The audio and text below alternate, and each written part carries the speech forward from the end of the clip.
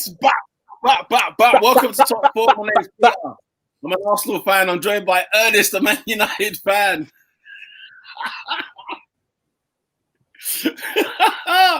I'm joined by Robinho, another Manchester United fan.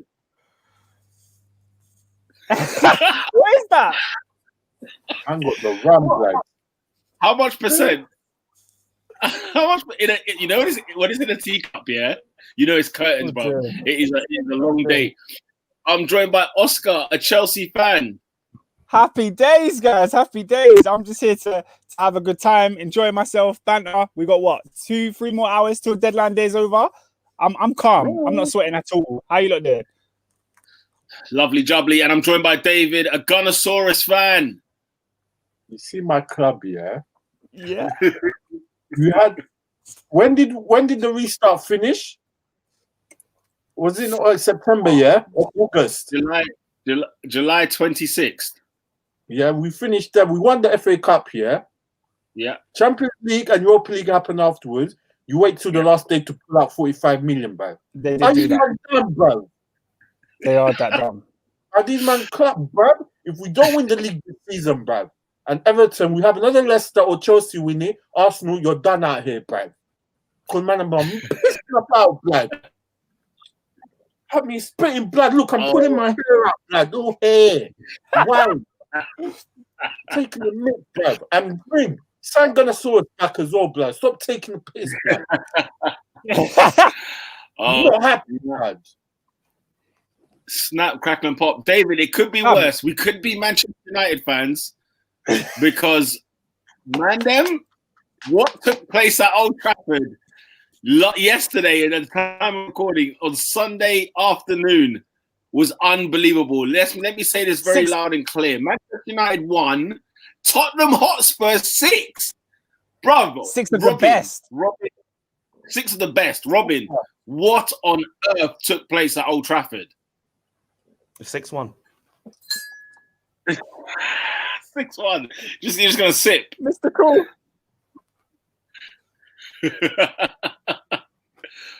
What do you have to say, man? I generally have nothing to say. We lost 6-1. What? That is it. You have nothing to say? I have absolutely nothing to say. I told you when I tweeted, I'm literally going to drink my rum. I'm going to take the L. Nothing. Mad, man. Is this what it's come down to? Listen, Woodward we've signed a left back. We've signed a striker. We don't have a right winger. We don't have a DM. We don't have centre backs. That's it. I thought Harry Maguire's good enough, though. You're gonna make me split. Now, go on. I'm itching because Robin has nothing to say, which is fair enough. But I've got a lot to say. You see what happened yesterday? No Vaseline, Pamage. Jose Mourinho pulled Ole Gunnar Solskjaer's pants down and said, "Bang, bang, bang, bang." That 6 times. 6 times. Now every team in the league has their day in it. Every team loses. Every team gets humbled, innit? My team kind of got humbled last week. We went out the League Cup and conceded 3 at West Brom. But damage limitation, lads. How are you conceding 6 to Spurs? Spurs. Aurier was getting in on the act. Son and Kane, you made them look like Messi and Ronaldo, bro. Nah. Man. Look, obviously, context is context, innit? The game went a certain way, but they gave you, man, a head start. In 30 seconds, you're up. Before man even sat down, you're already 1-0 up, yeah? And then obviously the red card is the red card. But United fans can't really look at that red card and be like, rah, because they know, I think everybody knows, the team that Ollie is putting out there, they're just not up to it, man. And it's not got anything to do with the players because some of these players are performing way below their actual level. They have no system. They don't know what they're doing. They look lost. Pogba is a world-class player on his day. He looks lost. Rashford, we know, is a confidence player. In time, he can bag goals. He doesn't look up to it. Martial, 17 goals last season, not 1 in the Premier League so far this season. I think last week Ernest and Robin were talking about Werner watch. I think you should be talking about Martial watch because you're not going to be able to see him for the next 3 weeks.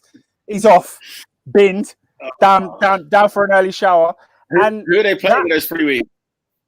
Oh, I don't know. I think they've got Newcastle first. Yeah. Then I think they've got to play PSG in the Champions League. Then Chelsea. Yeah. And then I think Arsenal after that. You're damn right.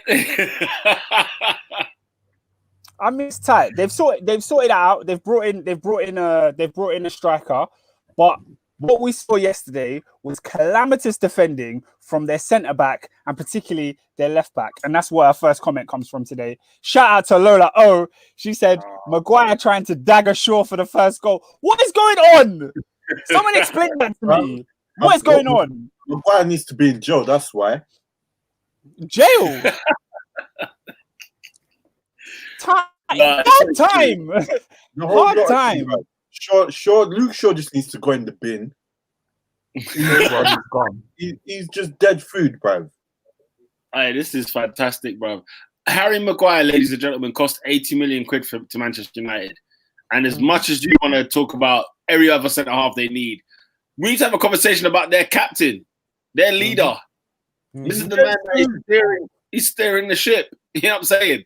Getting banged up in Greece. You know what I'm saying? And he comes back. This is what we get.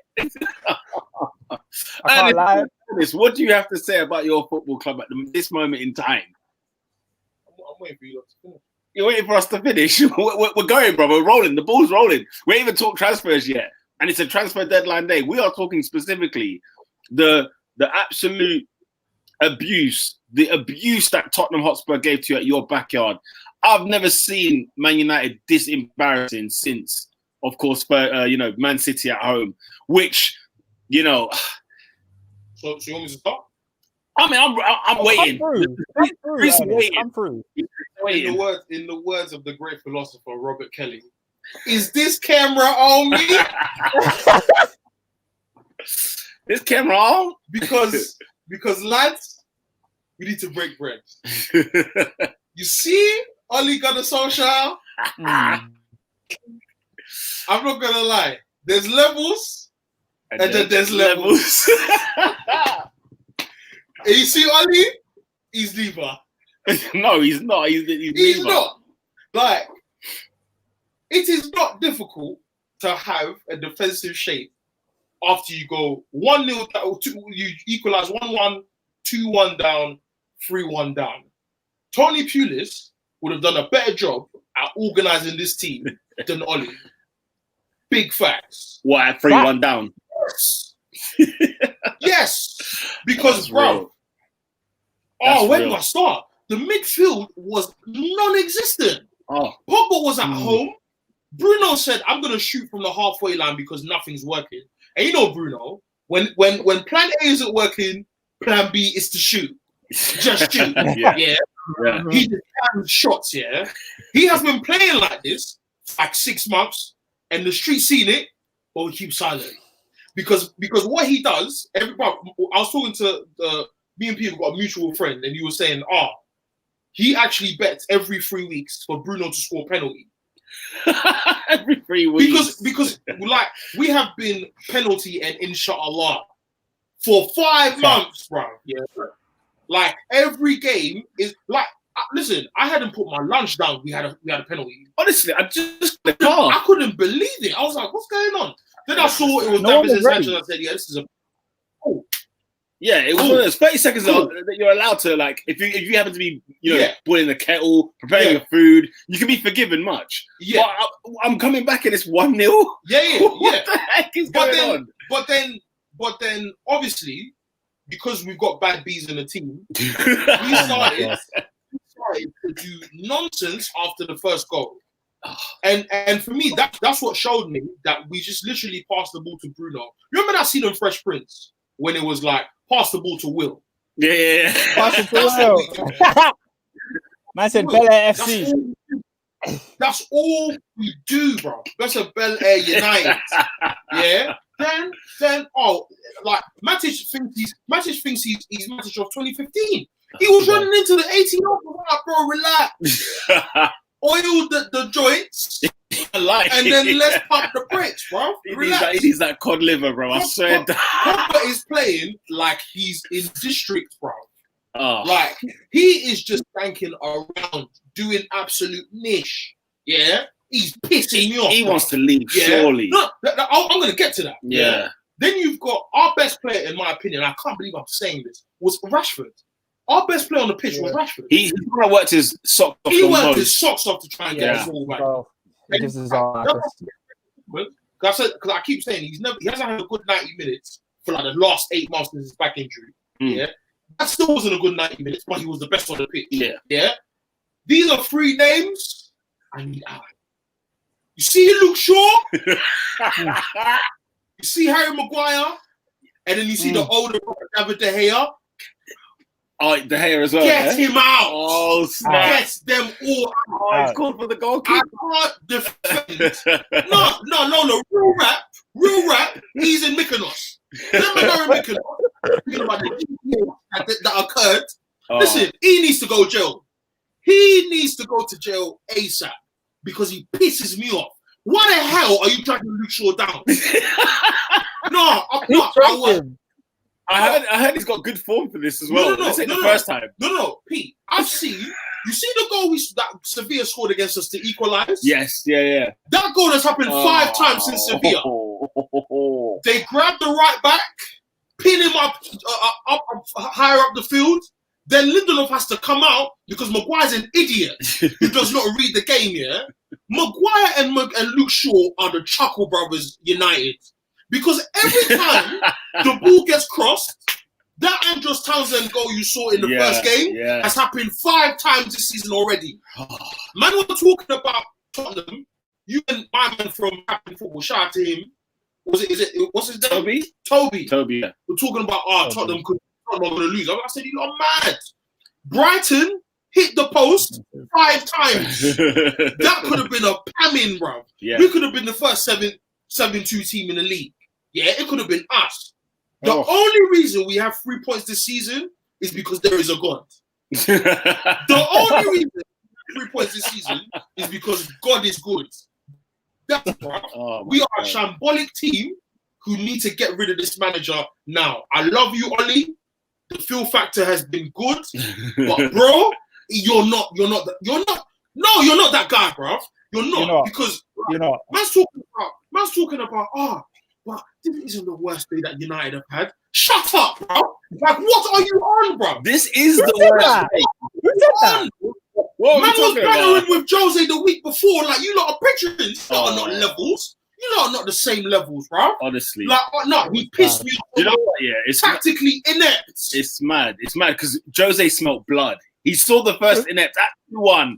He smelt blood. I even tweeted, he said, kill them, bro, because you were just open there to be slaughtered. Isn't it hilarious? Like, this is the fiction that sacked Jose. Yeah. This is the same fiction that sacked him. Yeah. Jose said to Woodward, this is my house. And breaking news. Arsenal meet release clause for Thomas Partey. We will get onto that later on. Oh, David, it's a good day. I'll tell you that now. Anyway, back to Manchester United. Wait, Pete. Can I get through some of these comments before we continue with the rants? Lola O said, I saw Luke Shaw leave the entire left side for Aurier to have fun. No. He is shambolic. Get him out. Get him out. Man even hacked down Lucas to get a red. You know he wanted off that pitch. Fam, that challenge should have been a red. Aurier could have built a house on the grass he had. Listen, under no circumstance should Aurier be having good games. Number 1. Number 2, that hack on Lucas, bro. Because me and Oscar were sitting there like, this is the guy who's trying to leave the field. Yeah. He's trying to walk off the pitch. And the fact that the VAR looks, you see all these reactions. Yeah, even though he was like, oh, come on. Hey, like, Peter, Luke Shaw completely bottled it. But do you know someone else who bottled it? Man like Adrian tried to bottle the top 4 podcast. A do-rag. Man's got the do, bro. He's got a do-rag and he's 15 minutes late because his boys got slapped. But we'll get onto that later. You're having a howler, Adrian. You're having an absolute him and boss like Endo. I can't see boss like anywhere. I can't find where's boss like Endo? Where's boss like Endo? Oh, yes. We'll get onto that. SW6 X London said, "How was that not a red card?" How was that not a red card? It's fantastic. You know when it's bad when I want him off. I'm like, no, take him off. Actually, ref, do your job. Take him off. Yeah. Bro, ever since Man City, I think Pep's season that they won the league on 100 points. The Centurion season. Yeah. I looked at his brother and I'm like, no, Luke Shaw can't defend. No, he's like, there's things I look for in a defender. Yeah. Positional awareness, spatial awareness. Just be aware of what's happening around you. Yeah. Then be able to defend. Like on a 1v1, like make an attempt in it. Show him on his weaker side. Try and force him where he's not comfortable, and force him to try and dribble you so you can get the ball off him. If you can do those three things, I don't even care if you're if you're not 8 out of 10. Just do your job regularly. You see Wan-Bissaka? You know why I can't ever fully cuss him? Because at least he does his job. Yeah. He cannot attack to save his life. But at the very least, he tries to tackle. What worries me about that, though, do you know he was a winger first? He was a striker. He was a striker, but he can't attack? No, he can't. He can't. Is it because he's at Man United, or is that because even at Palace was the same thing? Even at Palace, he couldn't attack. At Palace, he couldn't attack. So he's just been put into a model of absolute garbage. But also, like you're absolutely spot on. It's garbage, but not because I don't think it's rubbish because of the result. It's rubbish because our style changed after Bruno came in. I keep saying this. We were parking the bus before Bruno came in, and we were pamming teams. It was the counter-attack kind of vibe, The counter-attack was working for us. Bruno came, and it was Bruno and Inshallah. That's all it turned into. That's all it turned into. Yeah. Now, you're seeing that when you have man on the high line, like look at what Bergwijn did to Maguire first day of the... That is why we can't play. We can't play on the halfway line. And I'm happy to admit that. Manchester United beat Chelsea because of a low block. That 4-0... we were getting pounded in midfield. Yeah. And we had probably the more defensive players than we have now. Now we've got Bruno, who's more attacking. You saw him yesterday. The guy doesn't even care. He doesn't even care. So you see, for me, like honestly, like as much as Pogba's been panned here, our best midfield does not include Bruno. Like that's where we are now. Because he is. Like the style with Bruno is hero ball. No, I swear. No, guys, man. I have been pamming Bruno for time. You might have been getting on to me, Ernie, relax. You're seeing it now. When Bruno can't pam 20 passes and get 2 assists from it because he's high risk, high reward, he's garbage. High risk, he's absolutely high pants when he can't do none of that. High reward. As Pogba has been, Bruno is one of the worst midfield players that we had in this run of games. Yeah, he's not a bad player. Listen. When you finish games with a pass completion of 70%, bruv, in this league, like no, let's not have a conversation about that. Let's not do that because that's not good. That is not good, bro. 70% pass completion in Premier League football. Come on, bro. That's going on like it's Hackney Marshall. And the thing is, he has the easiest job of any of our midfielders. The easiest job. All you have to do is be aware of what's happening in front of you. You don't have to worry about defending. Just watch the run. Pogba has seen part of the grass. He's never played in that Juve. Never played in that part of the grass before. Because he has to worry about keeping the ball and defending. All you have to do is do the inshallah thing. And even now you're flopping, get him on the bench. Get him on the bench until he learns. Until he learns how to do this thing. Now let's talk about the transfers. What the heck is happening at this club? Ernest, club? I told man they're the dumbest club in the world. When did you sign Harry Maguire? We signed him was it last summer? Yeah. Remember when I sat here on this pod and I was like, fam, 80 million quid on Harry Maguire is an utter. Is he the worst signing of the last 10 years? I think he is. We got breaking news, lads. What's the breaking news? No, he didn't cost 85. Chris Smalling to Roma, 18 mil. And they're selling defenders. Yes, we are. Yes, we are. And they're selling them. Oh my god! Do you know how comical it is that we could have signed Harry Maguire for 20 million less? Didn't do that. Paid more and let Smalling go on loan, and then now we're selling him in Maguire's worst run of form. Cool club, the dumbest club in the world. Dumb, and I say that I support the dumbest club in football. I can't believe it. I cannot believe it. I can't believe. Man said, I'm going to call security for my yard. Are you dumb? Honestly? No, honestly, bro. Listen. No, Adrian, I swear, only God knows that I didn't pull a rare nephew yesterday. I swear. if you lot hadn't lost, I was so pissed. I was so incensed. Oh. I see David De Gea getting onto players when he conceded that near post. I said, bro, that's you. That is you, bro. He's been shouting at that defense. He needs to stop shouting, bro. Wait, which near post? Which near post? The Son goal? The Son goal. Yeah, he's talking about the Son. Yeah, no, because the thing is, you're right. But the defending is so sus that someone needs to shout at them. No, you've been shouting for 6 years. You've been shouting at them when you were the best player in the team. Oscar, they need a new manager. Come on, man. Don't tell me that. Don't tell me they need a new manager. Wait, hold on. Let me get to some of these comments because there's been a few more comments. From March to October, trying to do bargain buys at Wembley Market for Jadon Sancho. The club said, give us 108 by the 10th of August, he's yours. Man said, no. Even Alex Tellers, listen, guys, don't let this transfer window fool you. I told the man them last week, the streets remember, that Van der Beek only came to United because COVID affected Real Madrid. That is the only reason he's here. I want to talk to me about Van der Sar and how much he loves the club. Van der Sar did us a favour. Van der Sar said, bro, my man's here, you know. 40 million. Guy here. And we were still haggling. We were still trying to, bro, why are you doing flipping, what's it called? Why are you trying to get a lower fee? Like, what is this, bro? They're trying to be cheap Manchester United. No, I don't understand that. Why? I don't understand it. Like, why? You're giving De Gea 350 a week. You're giving Pogba how much a week? You're giving all these guys. Luke Shaw is one of the highest paid fullbacks in world football.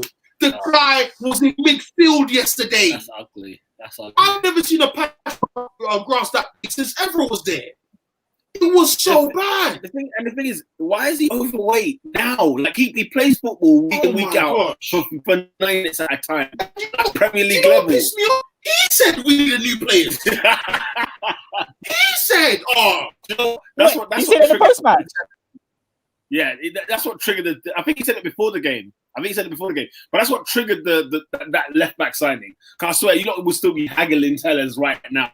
But the fact that he just come out and broke rank and just spoke out against the club, it's like, nah, you know what? It's time we just get someone else in. I don't think you guys understand that we almost didn't get Tellers. Yeah. No, that's a fact. I don't think you guys understand. We almost didn't get him. That's a fact. Like, they said 10 million when Roma said 20 million euros. Euros, guys. Euros.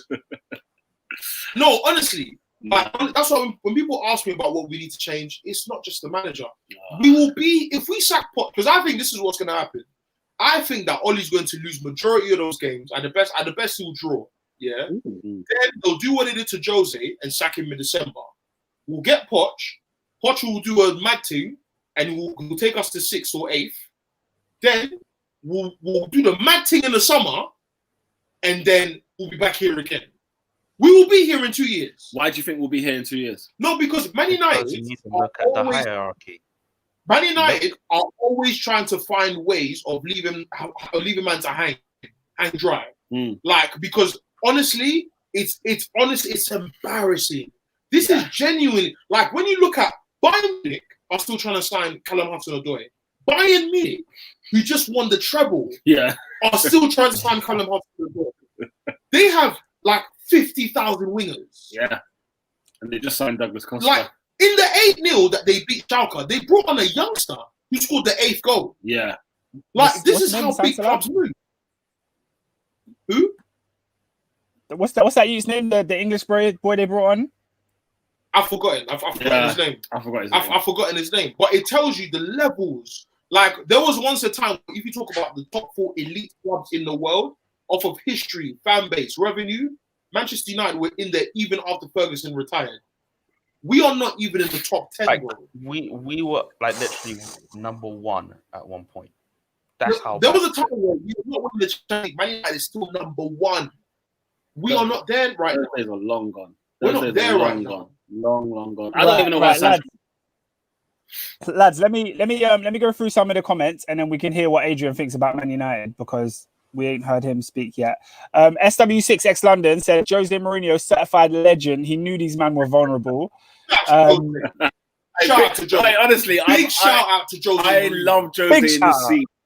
He is the villain that I needed in this scene. I love him so much. Did you hear gangster. What he said about the red card to Martial? What did he say? So they said, what do you think about the thoughts that potentially Lamella should have come off? A man said, if there is a team to complain about VAR, it's Tottenham. If there's a team to not complain about VAR, it's Manchester United. Bro, he come true with the length, man. No, Jose is Mike. Yeah. Jordan, Tyson, Jackson. He is all of them. I need him in this league. No, honestly. Yeah. No, guys. Like, I'm with you. Listen, people need to buckle up because this is going to be a bumpy 2 months. Oh, man. Jose sat on the bench. There was one time the camera passed him and he has a smile. A little smirk. And I said, the villain in me is enjoy. Because he ordered and said, this is my house. Can you imagine what the post-match team talk was in the dressing room after they won? Could you imagine it? Or even at half-time when he was, the Amazon documentary, we've been getting a little bit of insight. Imagine what it was like at half-time and full-time, man. On a real, I don't even care what that dressing room was like. I want to be in the Man United dressing room. That's where you need the cameras because you know these guys were just celebrating, enjoying themselves. And the thing about Jose is that every time he speaks about United, he speaks about United with so much respect. Like he respects the club so much. He just doesn't like what's happening to it, or whatever. He doesn't disrespect Ollie. He doesn't do none of that. And I'm like, you know what? I've got to respect him, bro. Trust me, man. SW6X London said, "How can you not love Mourinho? He's actually the Joker from Batman Ultimate Villain." Yes, man. We had more. SW6 also said Chris Smalling leaving is very baffling. We mentioned earlier the Manchester United transfer saga goes on. Yes. Phil Jones is still there. Yes, he is. So we've noticed now they keep all the worst defenders and they're letting Smalling go, who seems to be better than most of your centre backs. Lola O says, bring in Cavani, an 18-year-old winger in Jan, Tellez, and no other defender or DM in sight. Your club is full of nonsense. We've also signed a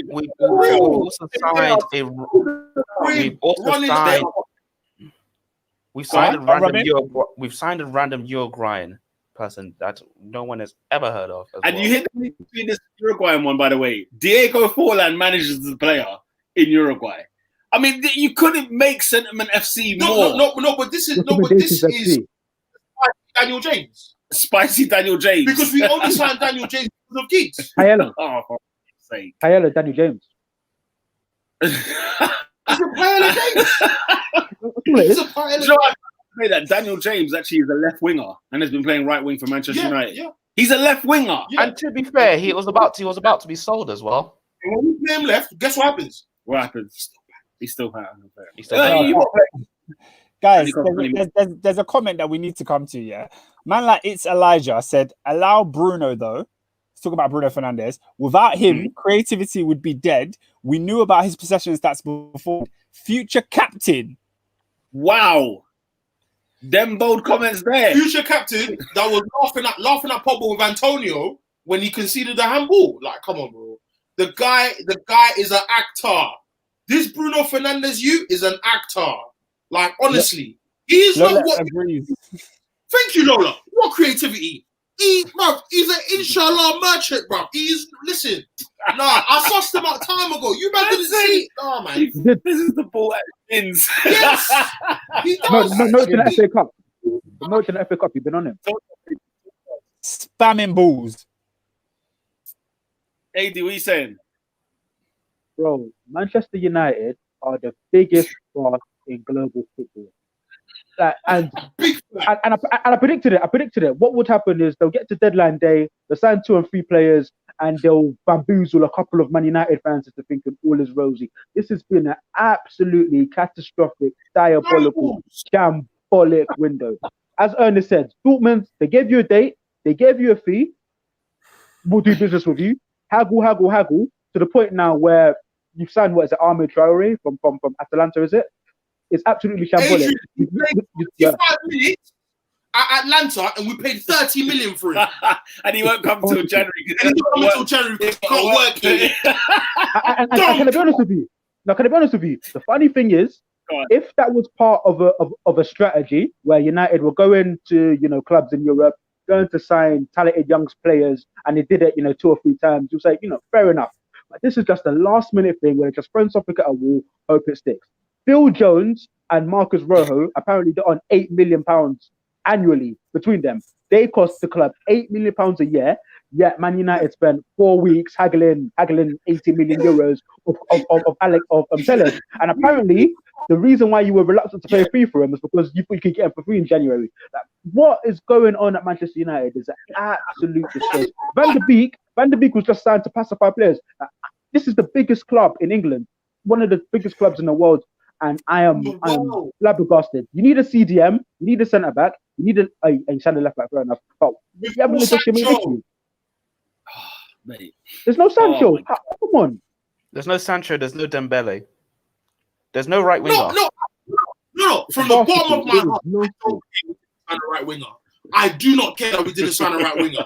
As we can see from the last 3 games, Sancho is not changing any of those results. None of those results are changing because of Sancho. None of them. So I don't care we didn't sign Dembele. Man are twerking for Dembele from the guy that's been 52 games for Dortmund for Barca in like 3 seasons.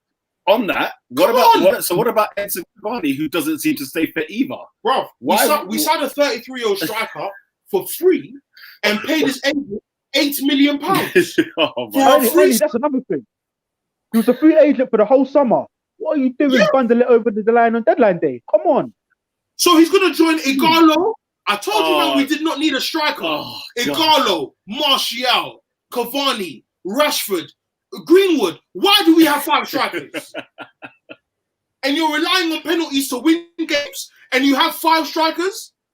Oh my gosh. It is unbelievable. This is unprecedented. This here. SW6X London says, these top players, you just got to pay up. It's not worth the hassle, wasting time. We got a new commenter. Shout out to Oluwa Damilola, who says, Harry Kane dropping into the 10, making Firmino shout sound silly, which is kind of true. So. His best 90 minutes, Blood, that man. No, we'll get on to Tottenham because that man came down and just literally pissed all over Old Trafford, and he didn't have to look good. They didn't have to look amazing. Man United just said, "Look, it's yours. Do as you wish," like kind of thing. They did it. Bro, I was watching Tottenham Hotspur. I didn't know what to do with myself because I didn't want Man United to win by any stretch, but I couldn't be celebrating. Kane scored a penalty, and I got off the couch. I swear to you, I got off now, and I was like, "Get in! I'm loving what I'm seeing."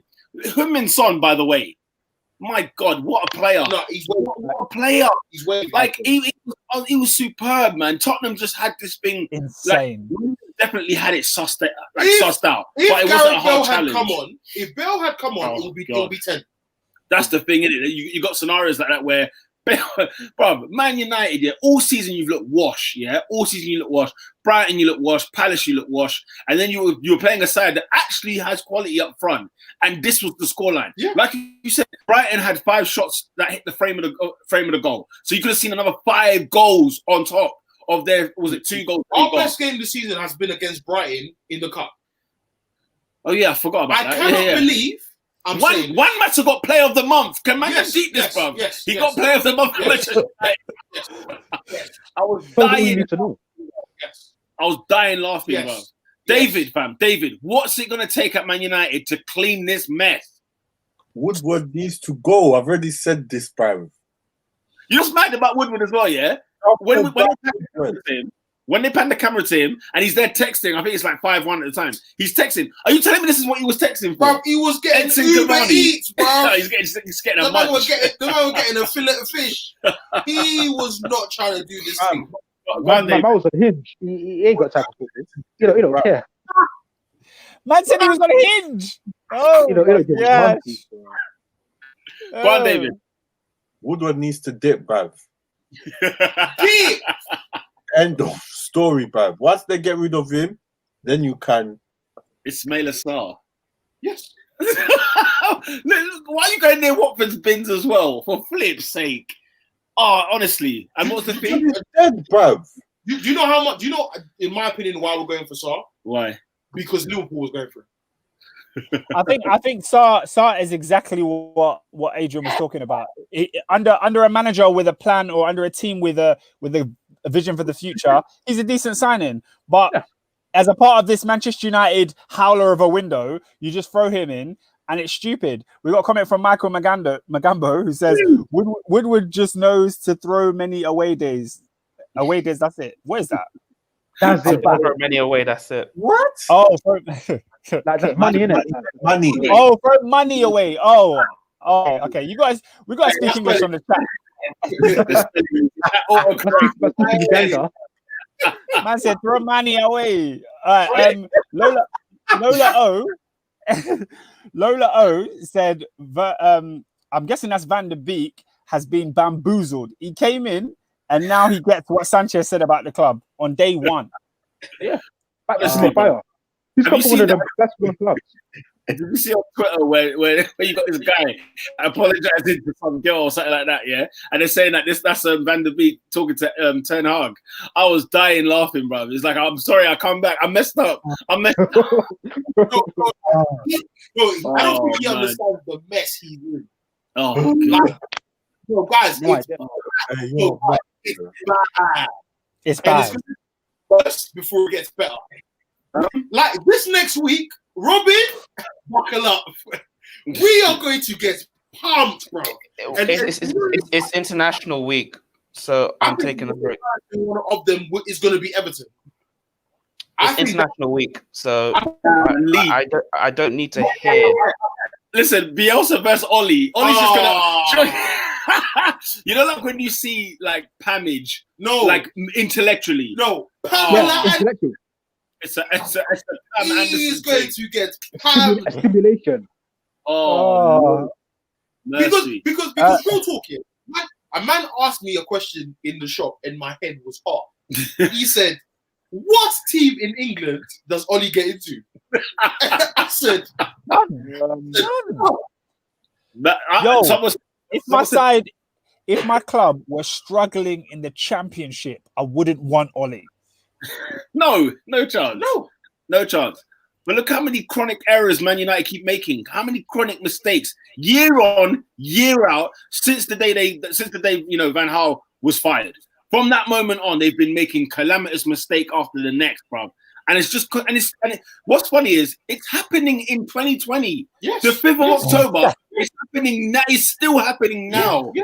Do you know what I'm saying? When will they learn? No, but do you know why God needs to punish?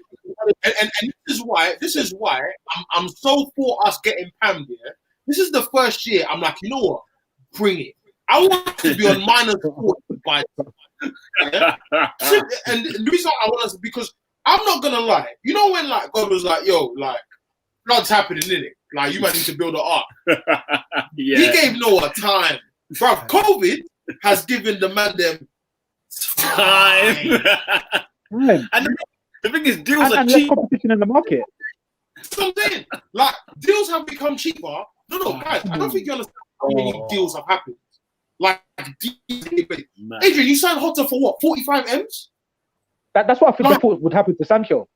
I think they thought the price would come down because of COVID. Genuinely, I think that's why they didn't make a move. They said, you know what? If we wait it out, we'll go to 90. That's what they thought. In this transfer window. They thought they would get Sancho for 45 minutes. 45 million player exchange. Terrible. The biggest judgment on us will be Thomas Partey to Arsenal for 45 million. That will forever spin me because I'm like, no. If you can't see that our midfield needs him, then I don't know. Honestly, and the starting of that judgment, £80 million for Harry Maguire. I'm sorry, it's a disgrace. And from day one, I said he's not it. Yeah. I said he's not it. He's not it.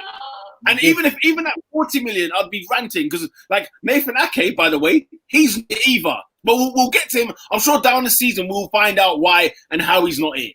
But 80 million quid. And I know man was saying, like, my fee, I ain't paying it. Rare. We're talking about the most expensive defender in world football. World. He's not even the best in England. World. Not really the best at United. Is he the best in the North? in the North. I said, is he the best of the Lannisters? Oh my days. Crazy. Thanks, Adrian. Thanks for that laugh. Cheers. We got a comment from Boss Endo. He said, Manchester United are still in my top 4, but they're running on thin ice. Guys, do you think Man United contenders around make a top 4? It's over. Last week he said, he said, unpopular opinion, he thinks Maguire's solid. Now you're trolling. It's you're trolling. Run that back. What's that? Run that opinion back, Maguire. The team that is going to overtake Man United's top 4 spot was the team that gave them the shellacking yesterday at Old Trafford. Yeah. It is what it is. It is what it is. It is what it is. Tottenham was superb. Mourinho was superb. So too was Son. Oscar, did you want to say anything else? Yeah, no, a few more comments just to add to what you're saying about Son. SW6 said last time, he said it last time, Son, world-class forward, absolute killer. He also said, at this point, United need Fergie to make that call to the high priest.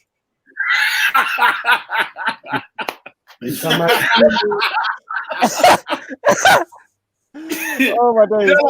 Intervention, fam. They need a supernatural. No, we need atonement. 40 pints of blood, even Shylock, anything. Do you know what's crazy though? Like, it's not like, United have the money or they couldn't attract the coach. If Liverpool is still getting paid, we've got money. Yeah, we've got bread. You're playing an overweight left back. He's getting paid money. Bread. By the way, you're selling Dalot and you're selling what's his name? What's my guy? Darmian. How many right backs do you have? No. Darmian's been gone for time. Oh, so they're both gone. Darmian's been gone for years, mate. You have one right back. No. Here what they're gonna do. Look at the genius of Manchester United. Brandon Williams is the backup. The left back. Yes. But the thing is, he's right-footed. He's right-footed, Peter. Come on, you haven't thought about it. It's a question: is he a left or right back? Have I been lied to for a season? No, that's a £1 million question. What is his right back or a fullback? If I asked him now and I wanted to sign him at Arsenal, I would ask him what's his position. What would he tell me? Midfield. He can't be the right-footed left back. No, I don't think you people understand how pissed we are.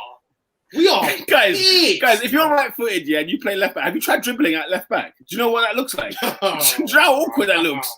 Oh my days, that is the most. Okay, fine, whatever. Manchester United. To answer our question, it's Elijah said Fosu Mensah is the backup right back. Timmy. Fosu Mensah? Timmy. Did you see what he was doing against Palace? Bro, he played his last game for Manchester United. He's the backup. He played his last game for United. He did play his last game. Pete, let me run through some of these comments just before we leave Man United. Footy Agendas, another new commenter says Liverpool took one for the team so that Ollie stays with United. It had to be done. He took the heat off. He took the heat off. Just want to say, if you've never commented before, feel free to comment. Make sure you like the video as well. Help us get a few more likes on there, and subscribe if you haven't already. We've got another comment from Oluwa Damilola who says Man United in the Champions League group stage will be banter. Leipzig, PSG is banter. Leipzig and PSG. And I don't think Başakşehir will be safe away from home. No. That won't be a safe trip. Like honestly, the best thing we can finish fourth. Finishing fourth will actually be the best thing for us because we do not want to be in Europa League this year. Oh, no. Guys, the we should not be embarrassed of finishing fourth this year. Because, bruv, we are going to get pammed. Mate. If we beat Leipzig on a good day, it could be 4. Mate. Like, it could be bad. It could be real. Listen, I don't even want to talk about PSG. If we got them first, and man are hoping Ollie's gonna do what he did 2 years ago.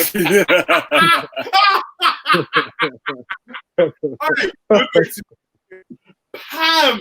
Bro, it's gonna be lit, fam. I can't wait for that PSG game. I can't wait.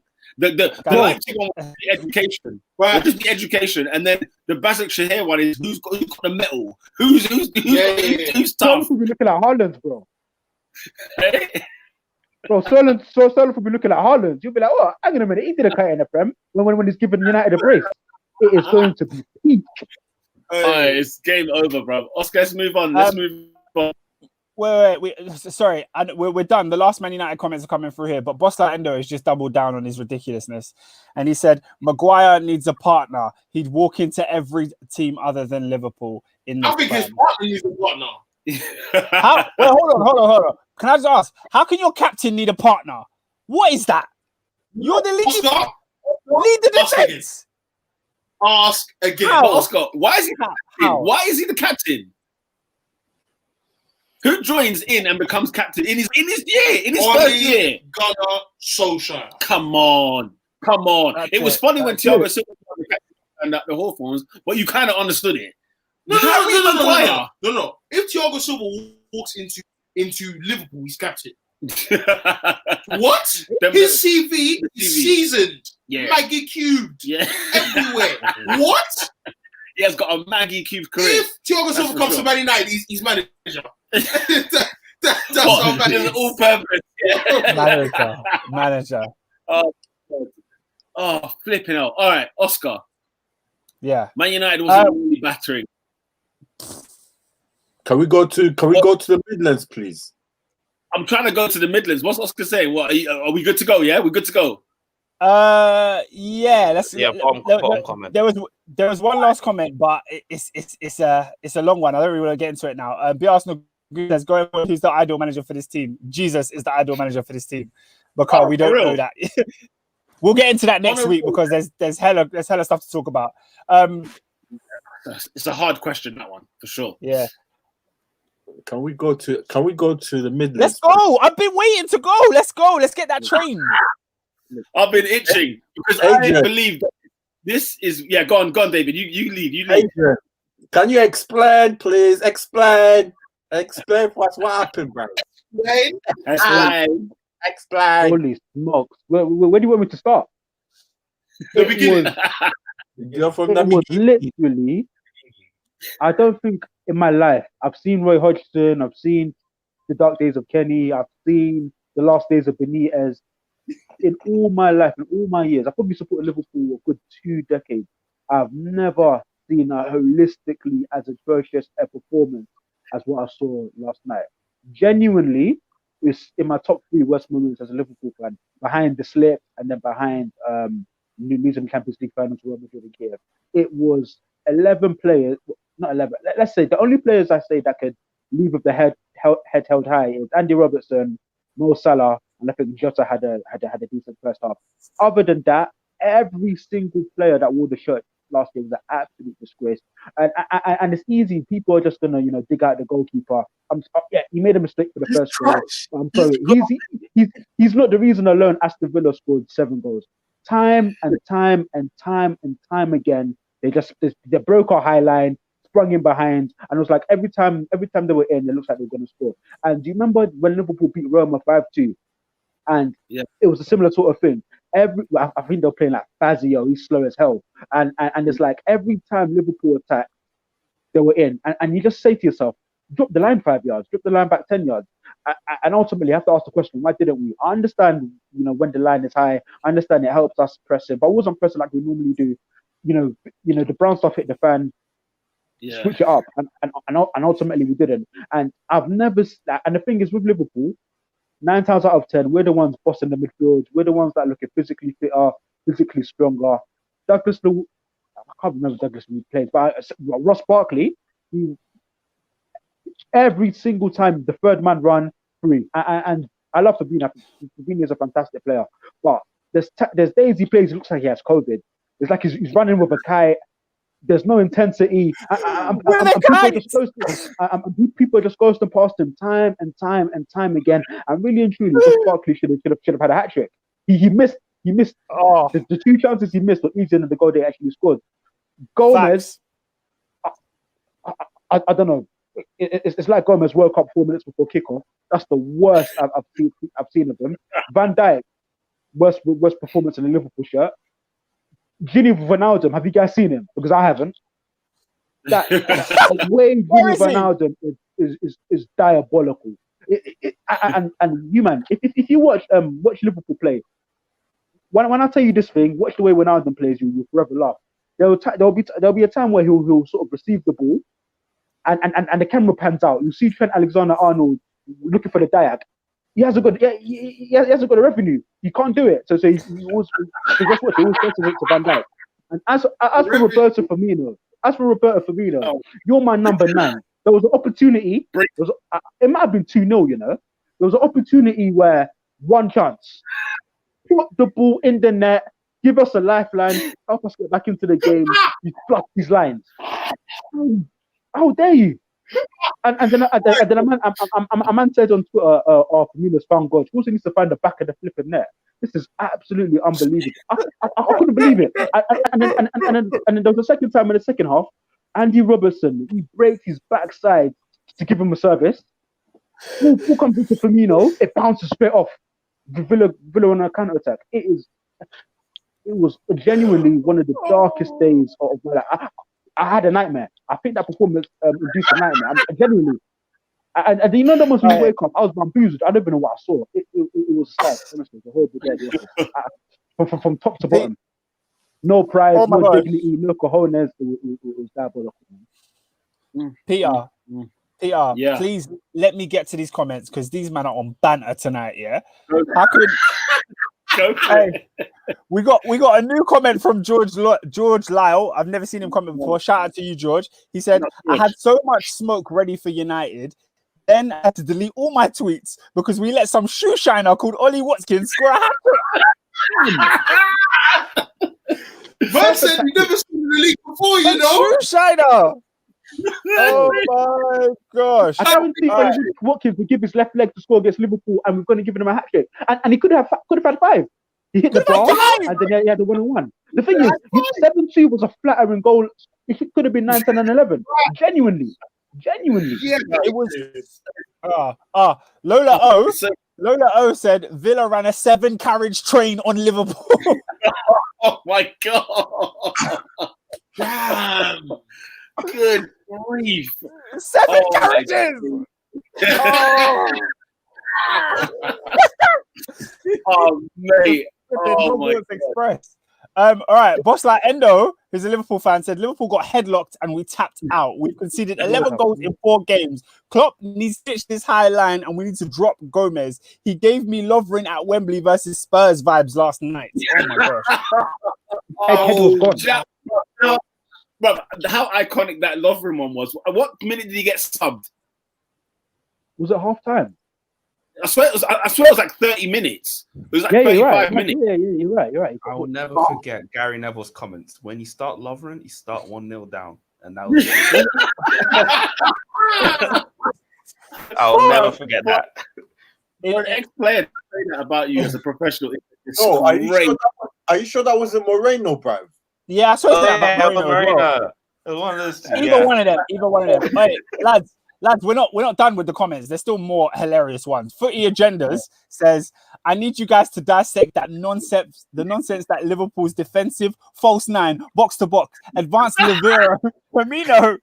That brick. Yes, bro. I said advanced libero Firmino. That brick took the 4th most shots last season and scored 9 goals. How? You know when man talk about fraud? He is a fraud, bro. He's an absolute fraud. The guy, listen, he is a fraud. And I looked at the numbers that this guy had the back of his shirt, and I'm like, hold on, so you chose the number 9? You wanted the number 9, and this is what you're doing? Get out of here, if he kept the number 11, there won't be a lot of steam on him, That's bro. what I'm saying. Bro, a defensive striker is the dumbest thing I've ever heard. I'm not here for none of it. I'm not here for any. Adrian, you know I've had the leng on Firmino from the minute he was playing in the number 9 position as the top centre forward. I've had the leng drawn hot. Why? Because he doesn't score goals, and it's not good enough. You cannot have a player that like Mane's missing, and it looks like, bro, they've missed half the team. It's like Mane out should not make this much difference, and Jota's not a bad replacement. And even Henderson, like not seeing Henderson in there, I was thinking, yo, does Henderson sweep up a lot of mess that we don't realize even exists? Because when he's playing, you don't see it. That when he's out, it's like. And Naby Keita, I've told you about this guy. Yeah. Get him in the bin. Wijnaldum out of the club as well, because his head's in Barcelona. That's just what that is with Wijnaldum. He doesn't want to be there. You need to sign another two centre midfielders by 11 o'clock tonight, bro. But it's not going to happen. But Firmino, honestly, you can't. How long are you going to back this guy for? Can I go? Because there's more. Lola, speaking of Firmino, she said, you see that Bobby Dazzler of a striker, yeah? He needs to be flogged. Return them teeth and go back to Brazil, shameless striker. That's what she says. And she also says it's not even like he doesn't get chances. He gets bare. He missed most last season. Dead guy. Most shots in the league last season. Yeah, that's what I'm saying. Fourth most shots, man. And how many league goals? All right, let's move and go there. Yesterday, I needed him. More than ever. I fluffed his lines. And the thing that angers me about him most, he scores bare against Arsenal, bro. So every time he's up against us, I'm like, for flip's sake, how have we let him go through? How have we let him through on goal? And he's scoring headers and stuff like that in our penalty area. It's freaking annoying. But man, oh man, Adrian, I have to second with you, bro. That was the worst performance I have ever seen in my life. And who am I to talk, bruv? I've held some beatings, yeah, don't get me wrong. But champions, defending champions in 7-2 to a team that should be in the championship right now. Had VAR just had done its job, they should be in the championship right now. Aston Villa have started off well this season. But what on earth are they doing scoring 7? Against Liverpool. As I told you, bruv, you see that defensive high line, yeah? People have sussed it out, bruv. My God. You know what? Elijah said the defensive line is higher than the Rock's hairline. Oh my God.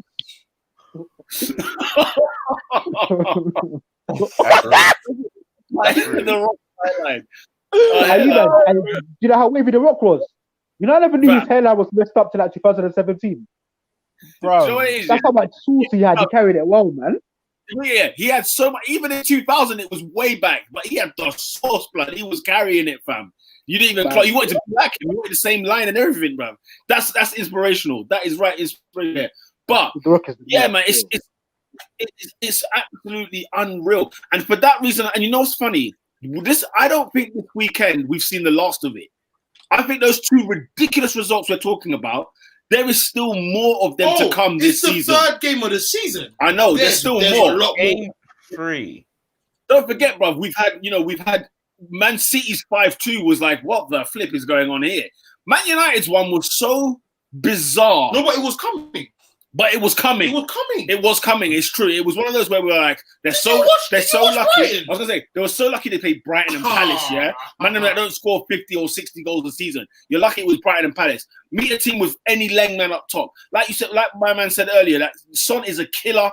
Kane is a. I don't even know what to say, bro. No, he was old. He's an absolute thief, bro. When he's in the box, did you see how he took his penalty? 5-1, by the way.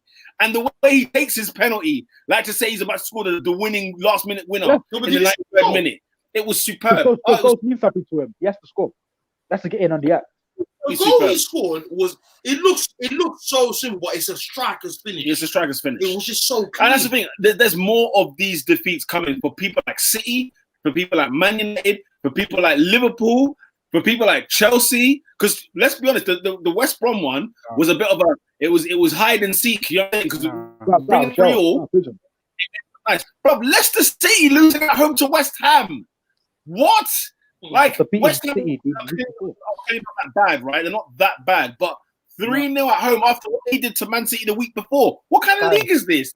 Guys, I'm putting my foot down. We cannot allow this crap to become common. Yeah, it's not common to be shipping 4, 6, 7s, 3 at West Brom. This has to end. Someone needs to learn how to defend. Someone in this league needs to learn how to defend. 7. Yeah, what is this? It's not gonna happen. Do you know what's funny? I was reading something. Do you know the UEFA coefficients? You know England's about to go back to number 1. Yeah. Who's number 1 now? What does that Spain. mean? That England will be technically the best league in Europe. That's what it means. I like that. I'm gonna Brexit thing. I like that. So, defending people like Maldini, people like frigging Cannavaros, the Tony Adams of this world, the Vidics of this world, they must be rolling over thinking, what on earth is this art of defending? I've never heard of it. Yeah, well, speaking of goalkeepers, because I don't want to talk about my goalkeeper. I want to talk about Liverpool's goalkeeper, Adrian. Hey. What the heck happened with Adrian? That was the West Ham one. I swear down, Adrian. Did Adrian mute himself? I didn't want to answer the question. I hear that. Hotline blinking. I've got to let it die for a bit. Lola O said it was 7. Oh, sorry. Lola O said it was 7 goals, and if not for Barkley's nonsense finishing, it would have been more. Boss that Endo was trying to come on a hindsight thing. He said, "I told you, man, last week Villa looked good, bro. You didn't see this coming.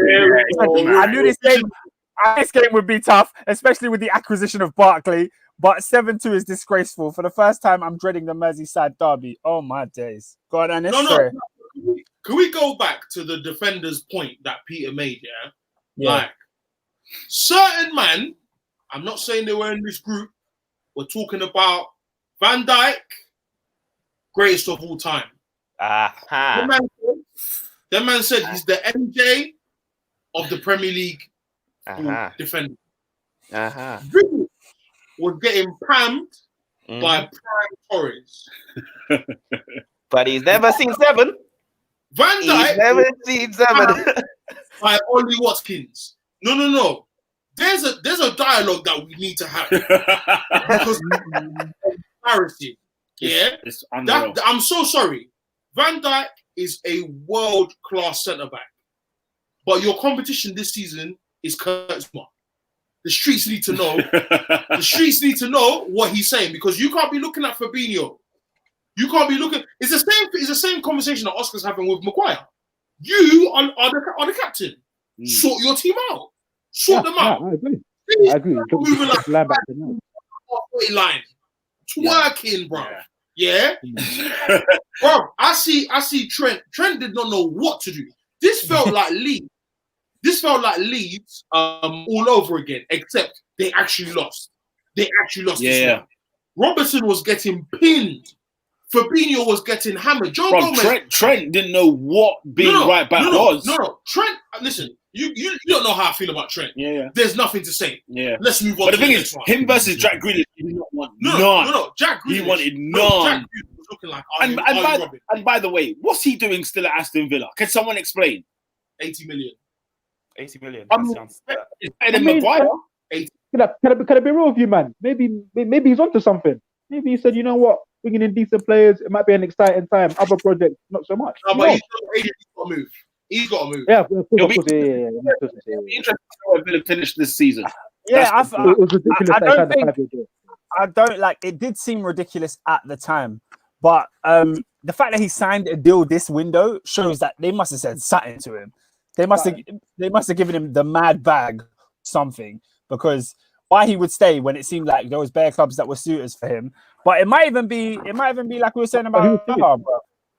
Yeah, it's a Zaha thing. Like when the club are gonna price you out, like no team's coming in for that 80 mil to 100 bid. Like it's just not gonna happen. Let me get to some more of these comments. We're talking about Liverpool's defense. SW6 X London said Gomez was fresh from Shoreditch nightlife. Never seen him that bad. I was in Cargo the night before. Adrian said he just woke up 4 minutes before kickoff. He was raving. Bro. I'm telling you, bro. He was out here. A hangover. Yeah.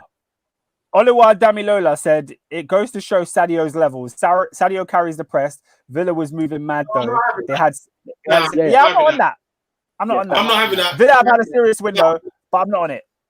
That line was ridiculous. They lost because of no Alisson and Sadio. I'm not having that. Surely you don't concede 7 to Villa. I'm not having that. Exactly. You don't lose to 2-1, maybe. You don't even lose 7. Yeah.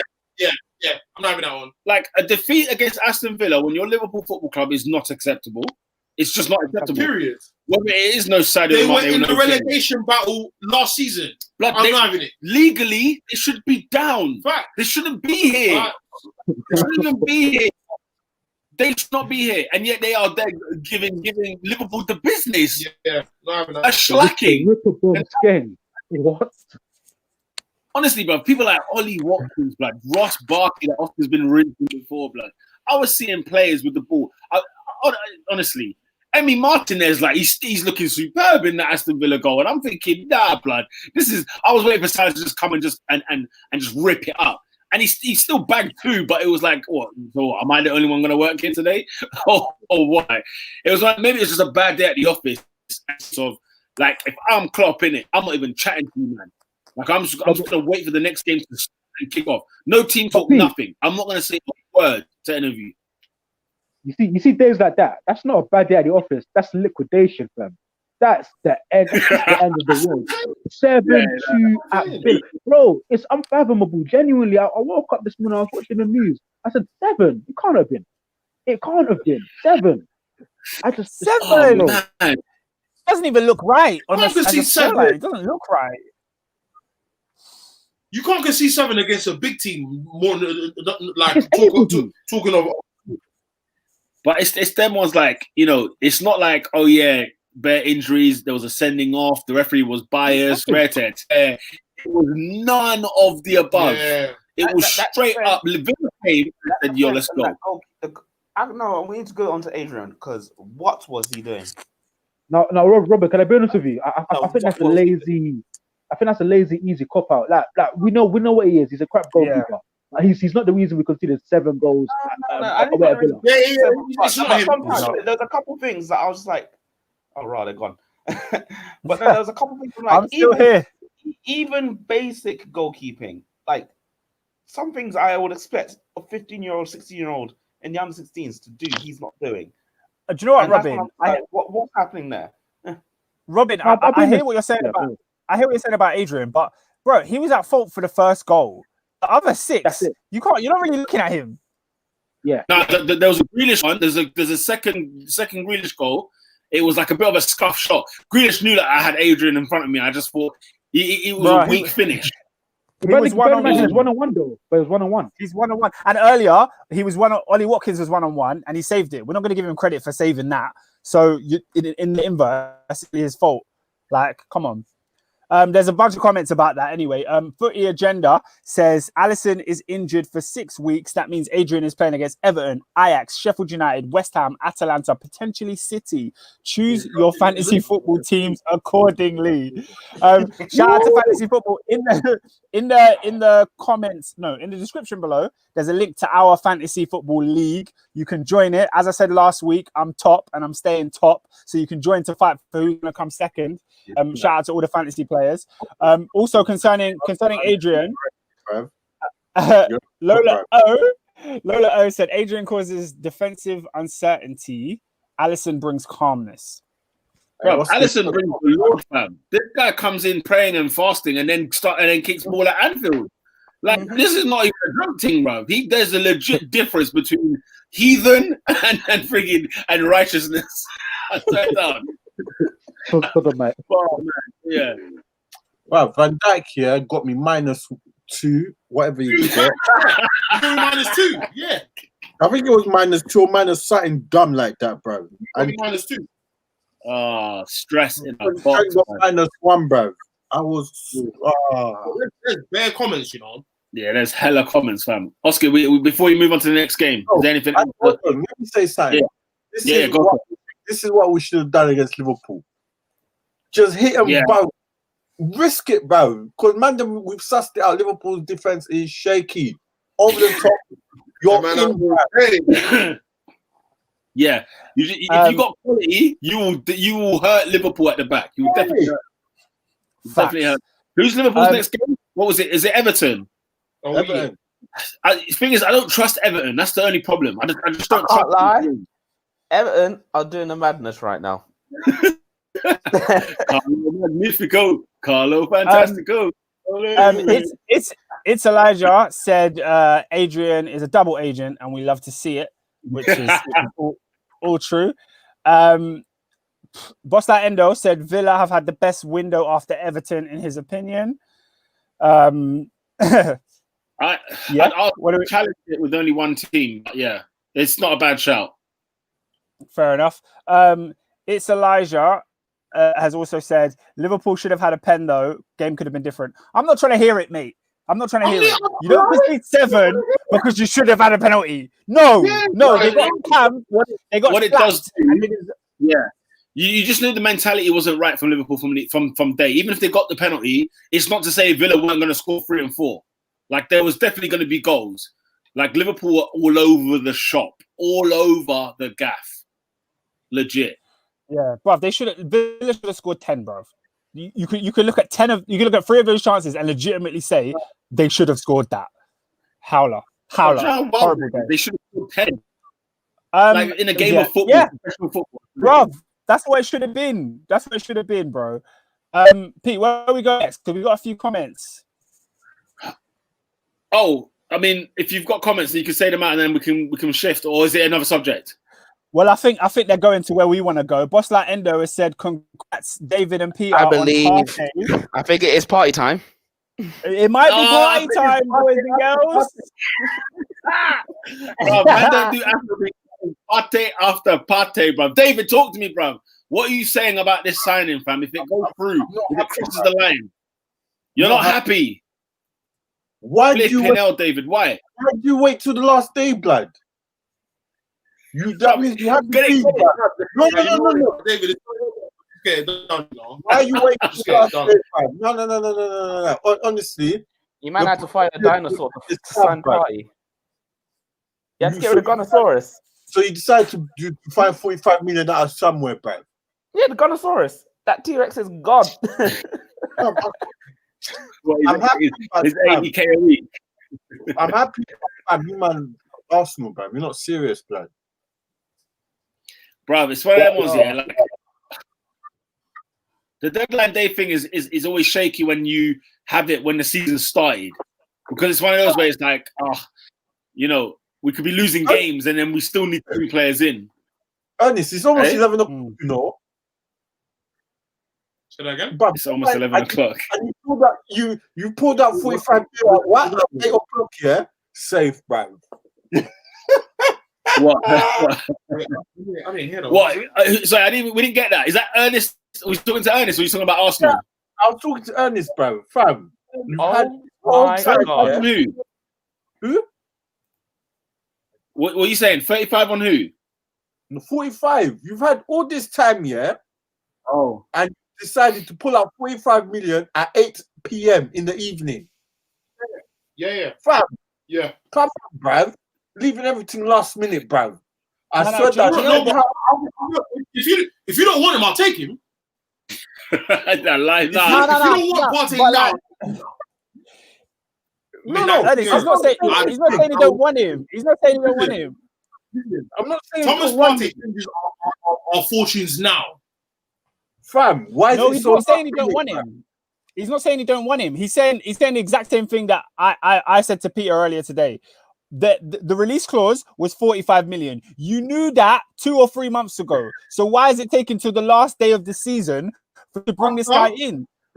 If Thomas Partey does come, which I think will happen, because essentially you have to submit the papers. I think is by 12 o'clock tonight. Sometimes it even goes like 1 a.m. It's 11 p.m. in Europe, 11 p.m. in UK, 12 midnight in Europe. Yeah, that's when you have to submit the permit or whatever, or the paper. I personally think it's done. Now, it's done. The reality is, I don't care how long it's taken. If I'm an Arsenal fan, yes, it could have been earlier, but the only L you take in this season is against Liverpool, and it was a respectable loss as well. I will take these current circumstances over what you've had under Unai Emery and what Man United is having right now. You have a better coach. You're being coached better, and the players you have, yes, some of them need to get shipped off, but at the same time, you have signed one of Europe's best midfielders. Yeah, I don't think this is Ozil Part 2, the Ghanaian version. It's a big signing. This is a massive signing, and the money you're spending, certain men are splashing way more. Like honestly, like Thomas Partey is top 10 in his position. Like, be honest, Ernest. If you knew that you could get Thomas Partey for 45 or you get Van der Beek for 40, I'm going to assume you're going to go for Thomas Partey. I'll make it better. If you ask me to take Thomas Partey for 45 or Jadon Sancho for 120, who am I taking? Well, there you go. That's a no-brainer. Well, there you go. The guy is more needed than my man is.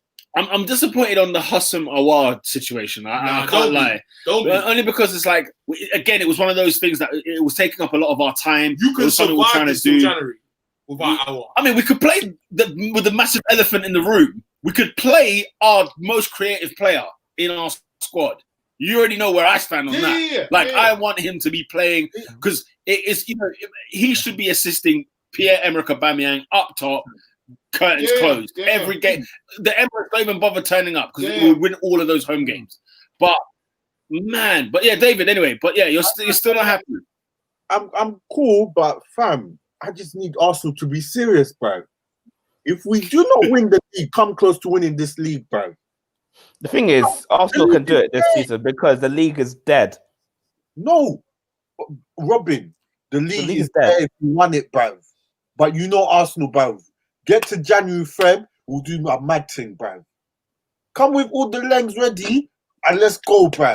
Stop doing dilly-dallying and all this business, man. Nah, bro. But do you think the league is there to be taken? Yes, bro. Did you not see this weekend and last weekend? Oh, you're not saying it's how it's open. Yes. Everyone is a clown. There's just the levels to how much clownless there are. That's it. The person, the team that is serious and is on job will win this league, bro. Yep. And it looks like, to me that at the start it's looking like Everton, bro. And who else? Who else is behind Spurs? them? Spurs? Have they won? How many have they won? I mean, they won 2. It's very premature. It's very premature, guys. It's still as much as I can get mad. It's still 3 games in, so it's very premature. Yeah, 3 or 4. It's only 3. It's only week 3. It's 4. It's 4 for everyone except City and United. It's 4 except for City and United. They're on 3. Yeah. Burnley and Villa. Well, listen. Let me get to some of these comments because we got some Arsenal fans in the comments. Michael Magambo said, "So what? Did we have the bread all this time?" I'm with Dave Loki, and that's what I was thinking when I saw the deal go through. Well, you're saying Gunnarsson held all the bread? He had all the money. Oh man. SW6 X London said Partey is a big signing. Wanted Chelsea to nick him, needed in midfield. Yeah, I agree, man. He's a top player. It's a top signing. It's a top signing. Top player. Lola O said, I'm happy with Partey, but we do still need a creator. I'd say go for Ben Rama. The window for transfers in England is the 16th, I swear. Okay. You know what? It's Ben Rama. Yeah, sick player. I like him. But Lola, I'm not going to lie, fam. We've got one on $350 a week, bruv. You just got to slide man in the number 10. You get me? Shoehorn that, cuz. Because what is, having a Aubameyang out left, I know he does bits, but you need him in the centre, man. Bro, if you saw Arsenal versus if you saw Arsenal Sheffield United, you saw Aubameyang in the middle, and when he came in that last 20 minutes, you look like a much better team. In the middle, bro. I said to stop pissing about, bro. This is what I'm talking about, guys. Yeah, but man.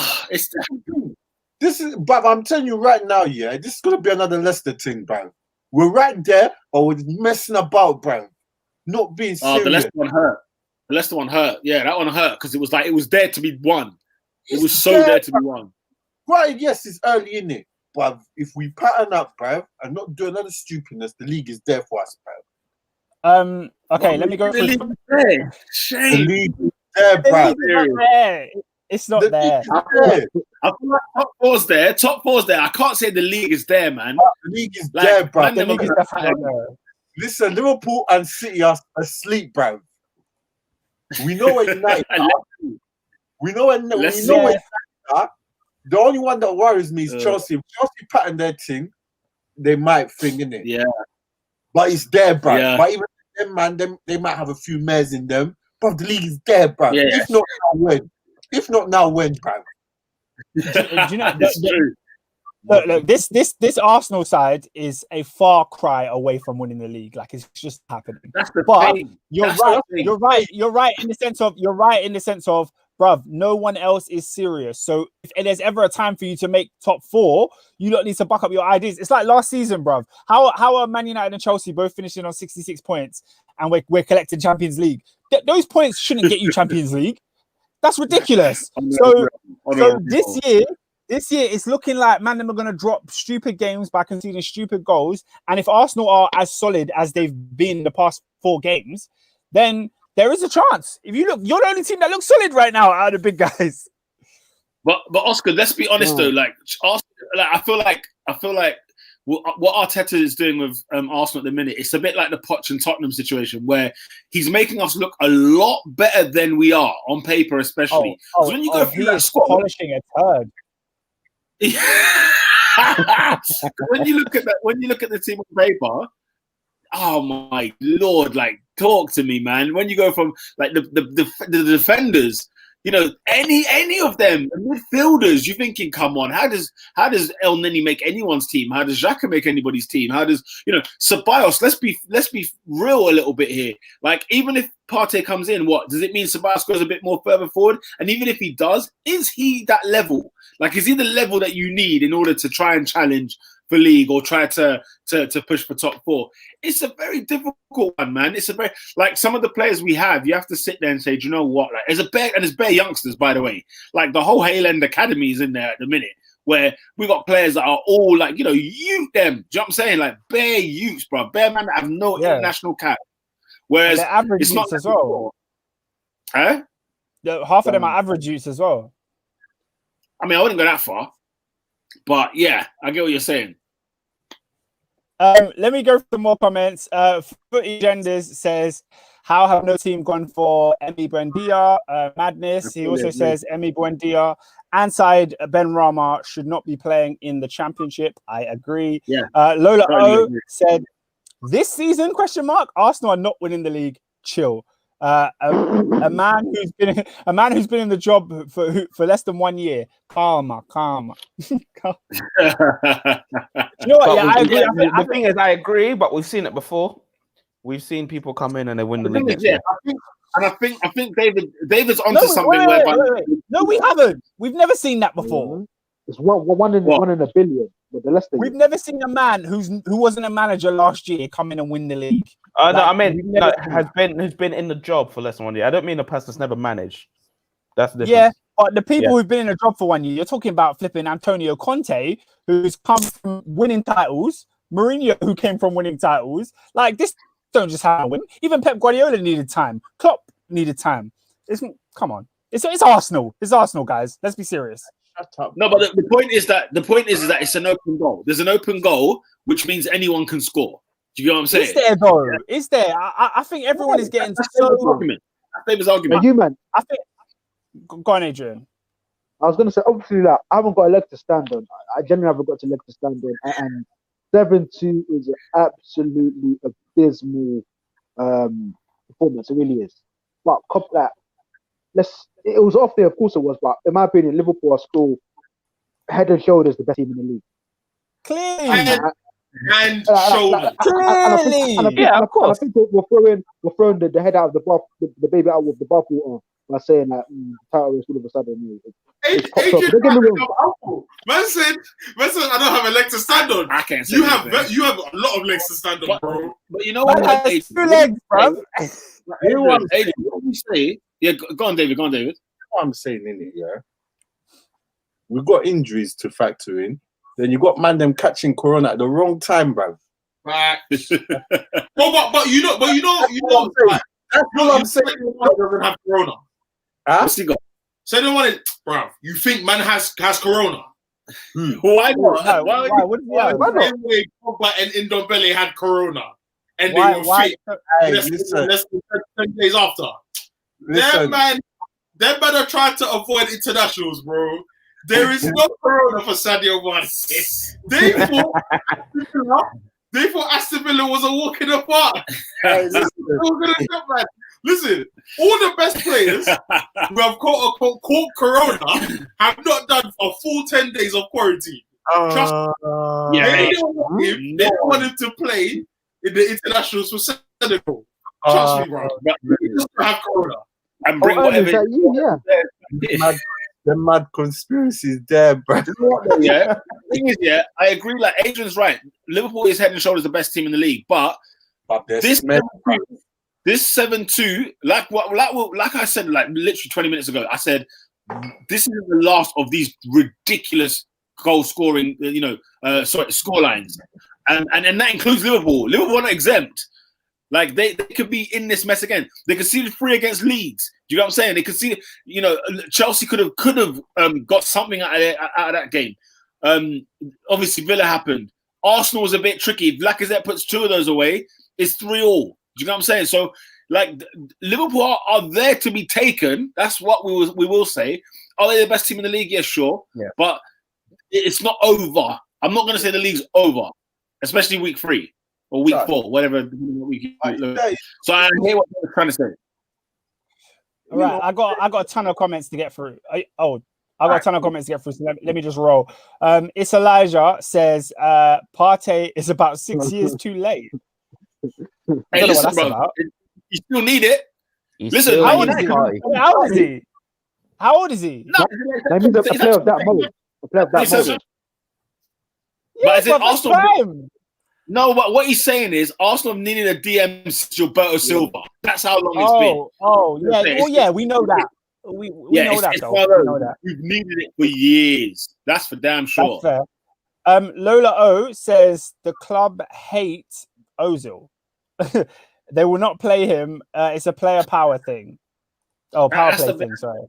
That's the only like negative cloud at the minute for me, man. It's so I'm so down about it, man. But hey, bro, I'm getting the awake, bro, in protest, bro, with his name standard. Like they're gonna look at me like I'm. Bro, that's a question about Ozil. Go on. So you mean to tell me that they're not playing him out of spite because he refused to take a pay cut, but you're gonna give him 350k to do nothing? Yep. But I wonder, it could be a case of who knows. Like I bet if he plays, like Bear P gets added to it. Do you know what I'm saying? Or if he does something, I wonder if his contract is like 1E as long as he's not playing. But when he plays, Bear things get activated. Oh, he's done 60 minutes. Bang, that's another thing. He gets an assist. Bang. There's a bit of breaking news coming out. Go for it, Robinho. That's coming out of the dumbest club in the world regarding the hammering of last night. So you know why Bruno apparently got hooked at halftime? Because he went to Maguire and shouted at him, "You're not worthy to wear this shirt," and had a bust up. Oh, a little bit of a bust up.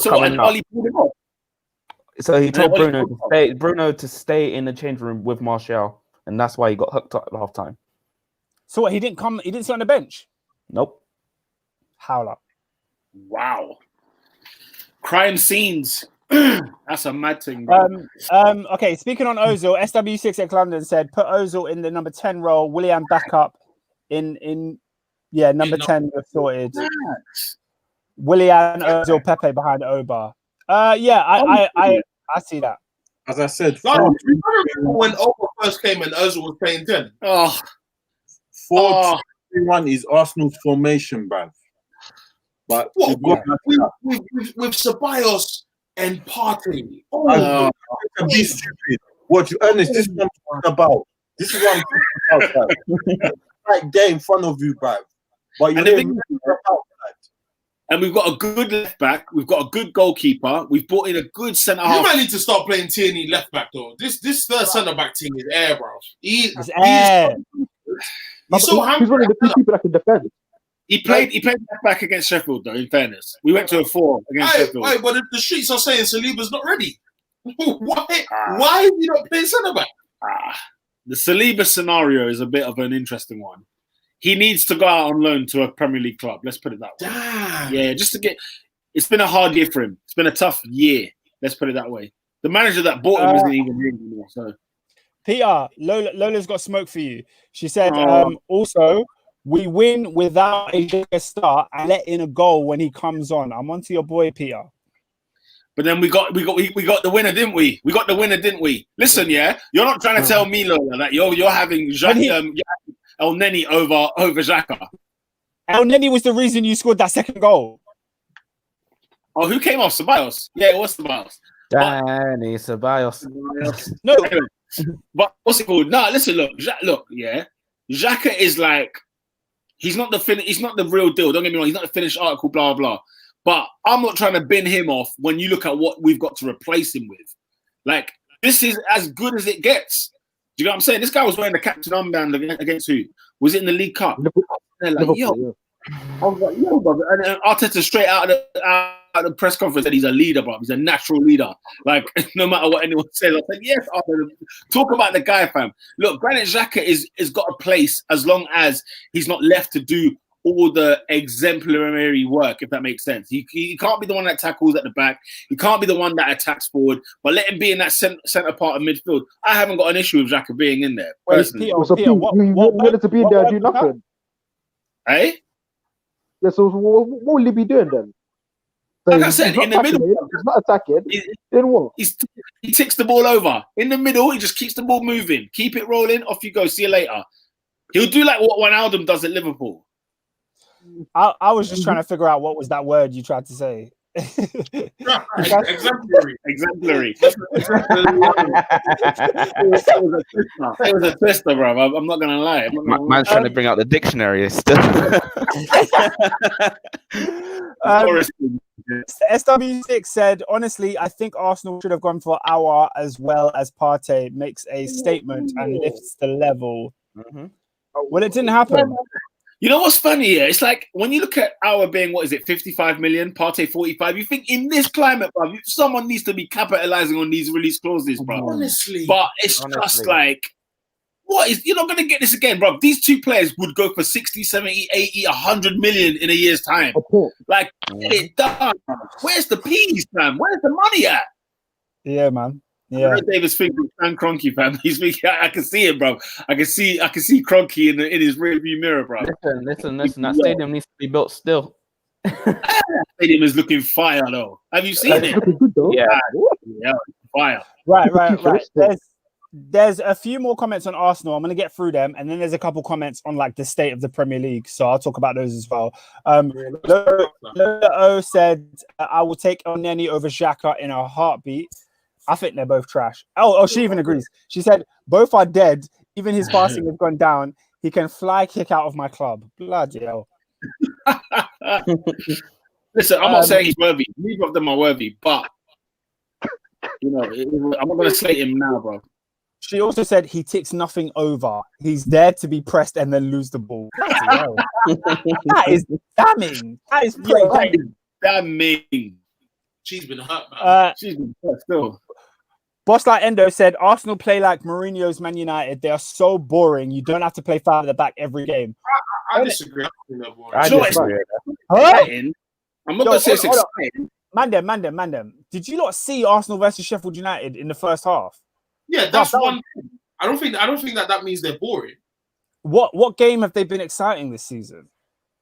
What games have they played? They played Fulham. I enjoyed watching them.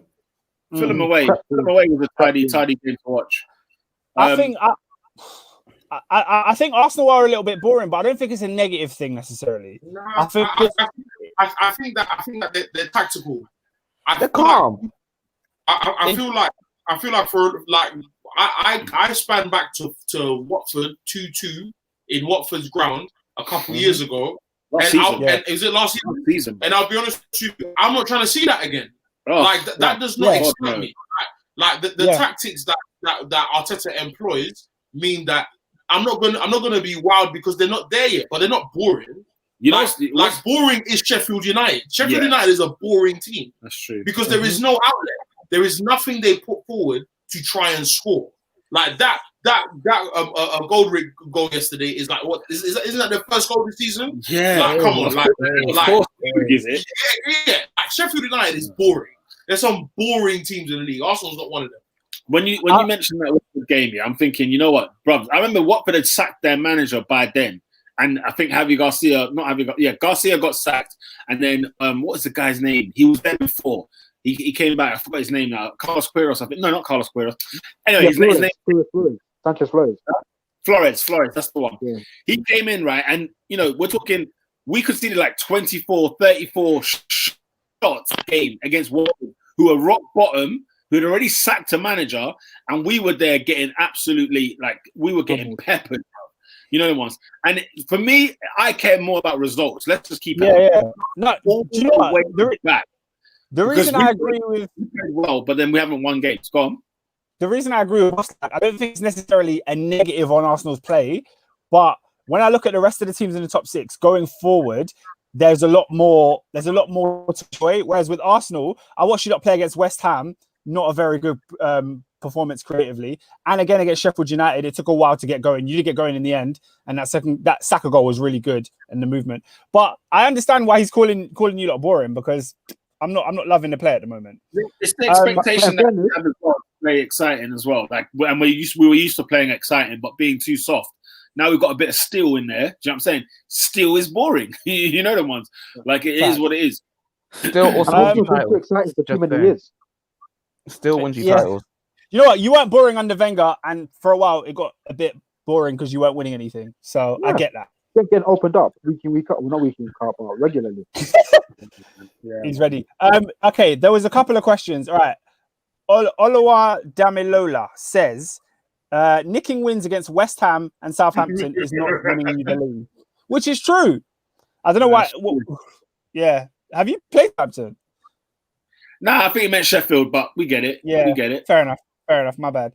And then Lola O said something that I also agree with. People are getting far too ahead of themselves. It's been 3 or 4 games. Like, it's not.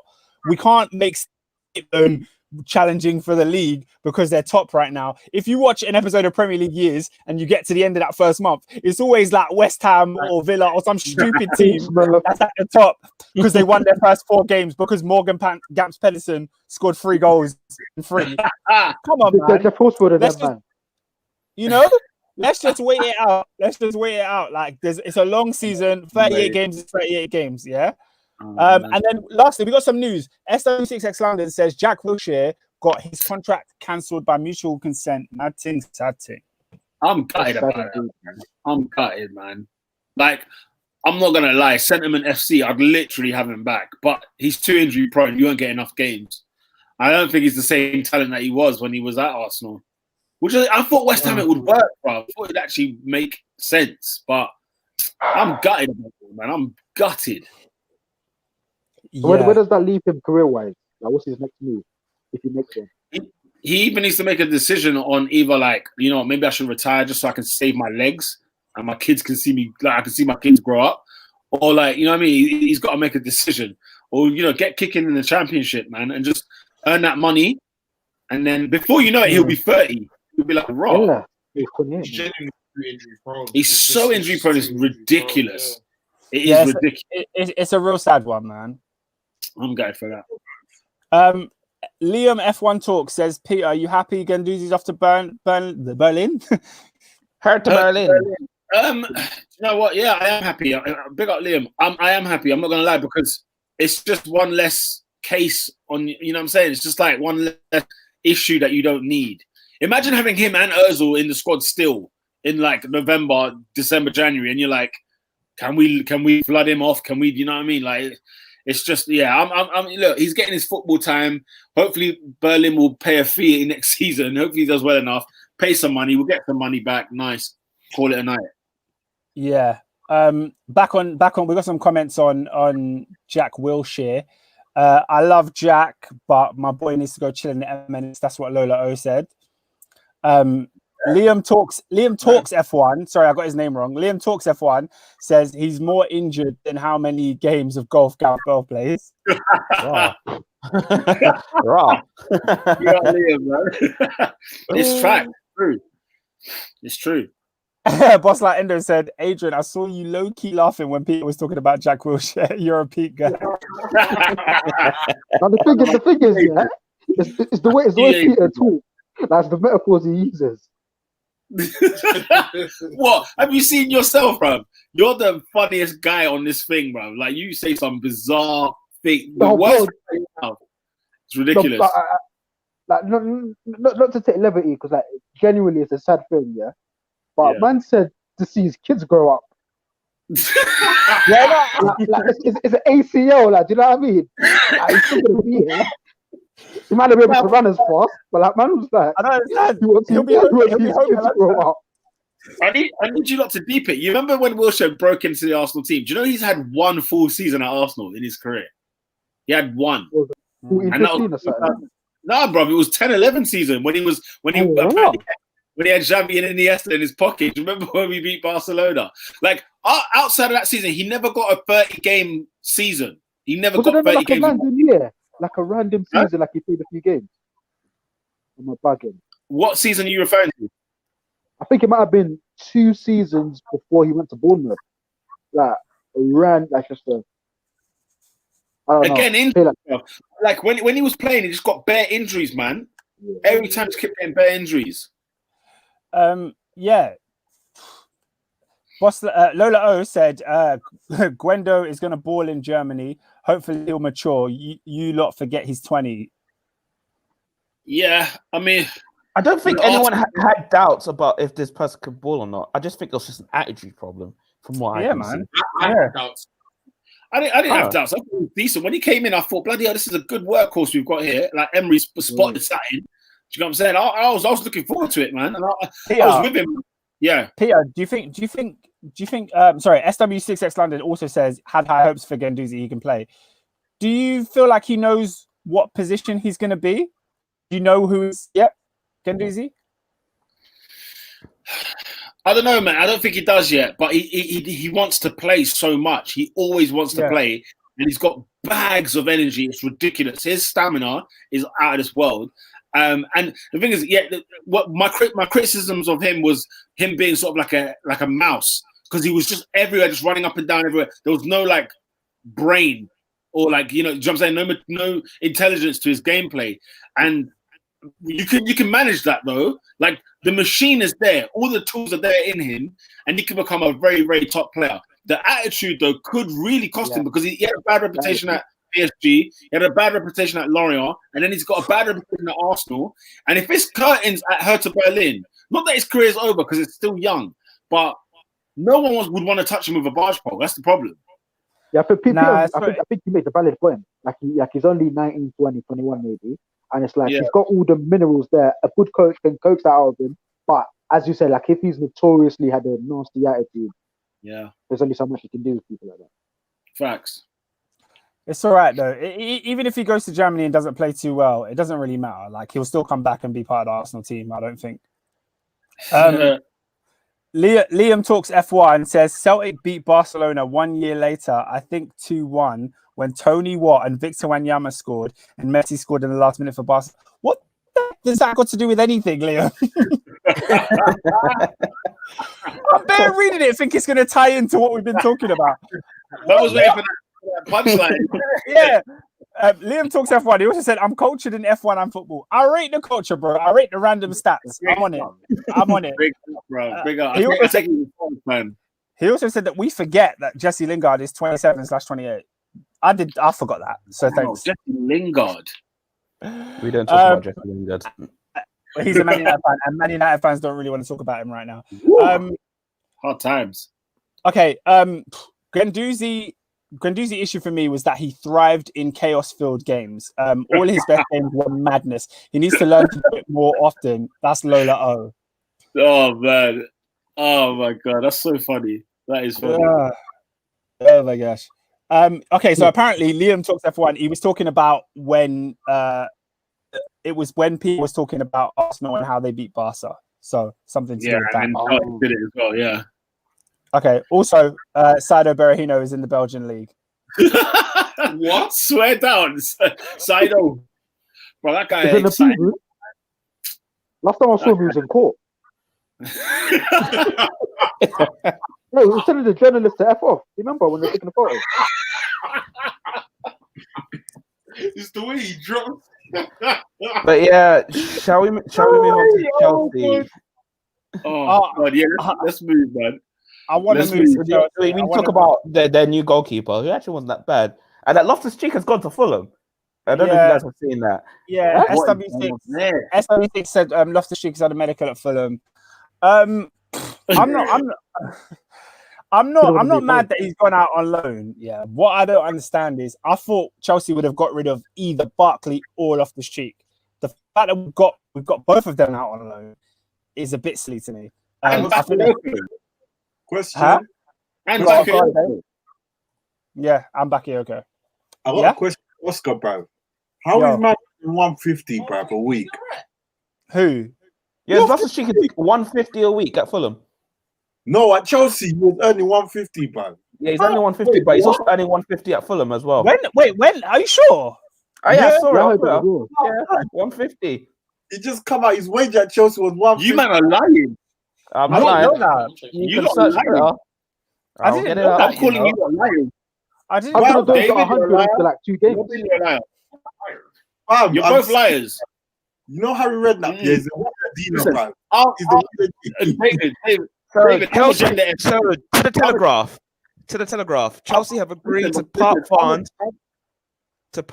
Chelsea agreed to part fund Loftus-Cheek 150,000 a week wages to allow him to be loaned to Fulham.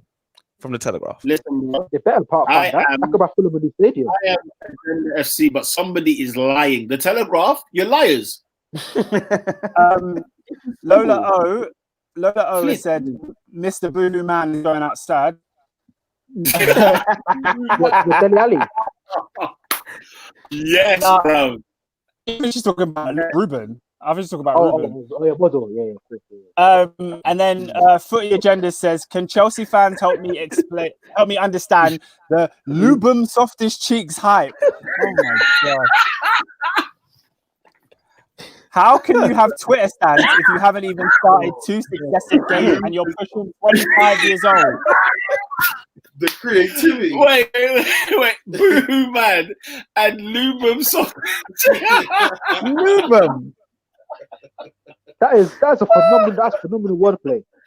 What? You know oh my gosh! Those two comments have ruined his career because I will never look at that name the same again. That is it. It's over.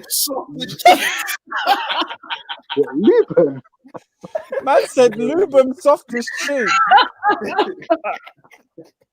How I think he's 20. Ruben Loftus-Cheek is 24 years old. I think the thing with Ruben is that he was a young player that was obviously very, very much hyped by Chelsea. He came through the academy. And then, these are gone. I can't even finish it.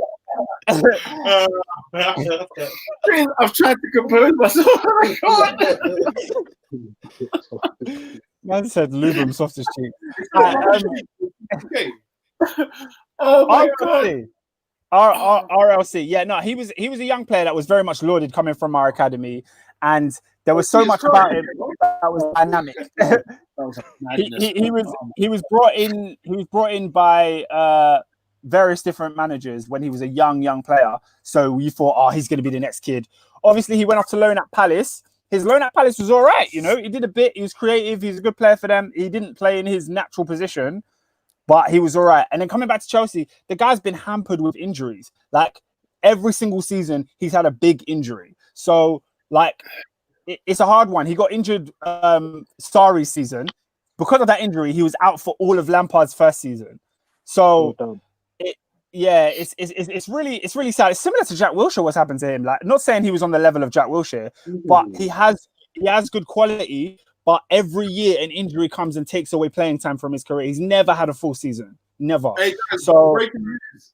Edison Cavani's going to wear the number 7 shirt.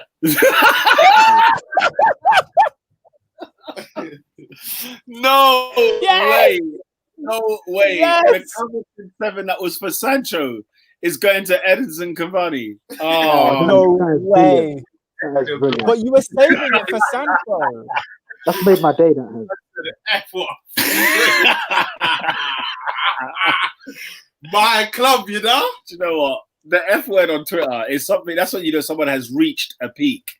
Someone He's wearing the Oh, lovely. The coveted number 7. Liam Talks F1 said Cavani to Man United. Yeah. That is He also said the Telegraph didn't lie about Soviet Jesus. What are we talking about now? Who's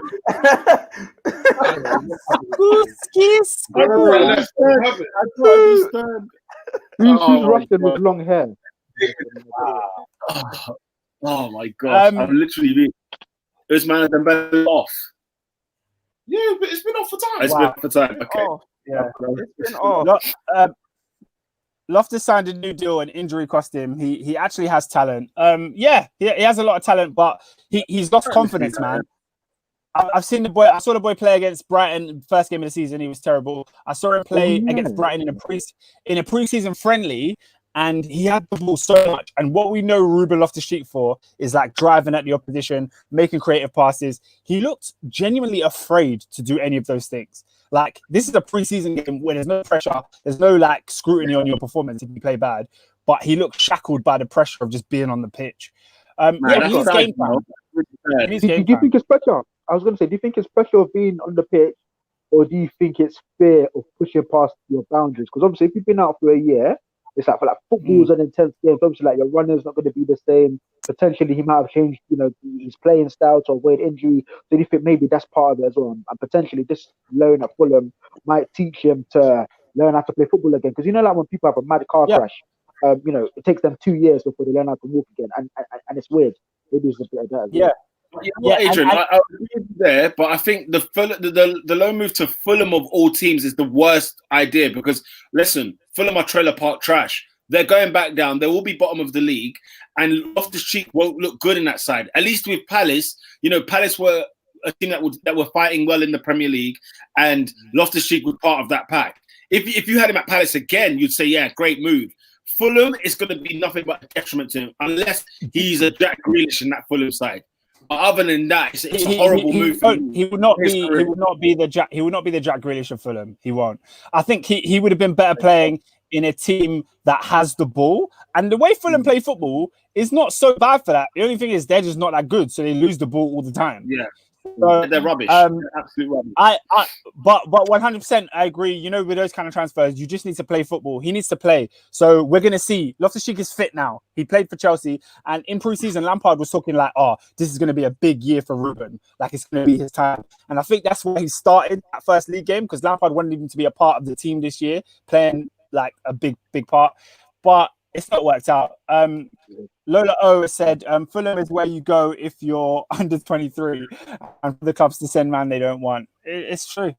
It's true. Oh, yeah, we're not rivals as well. Yeah. Who cares, bro? We're not rivals.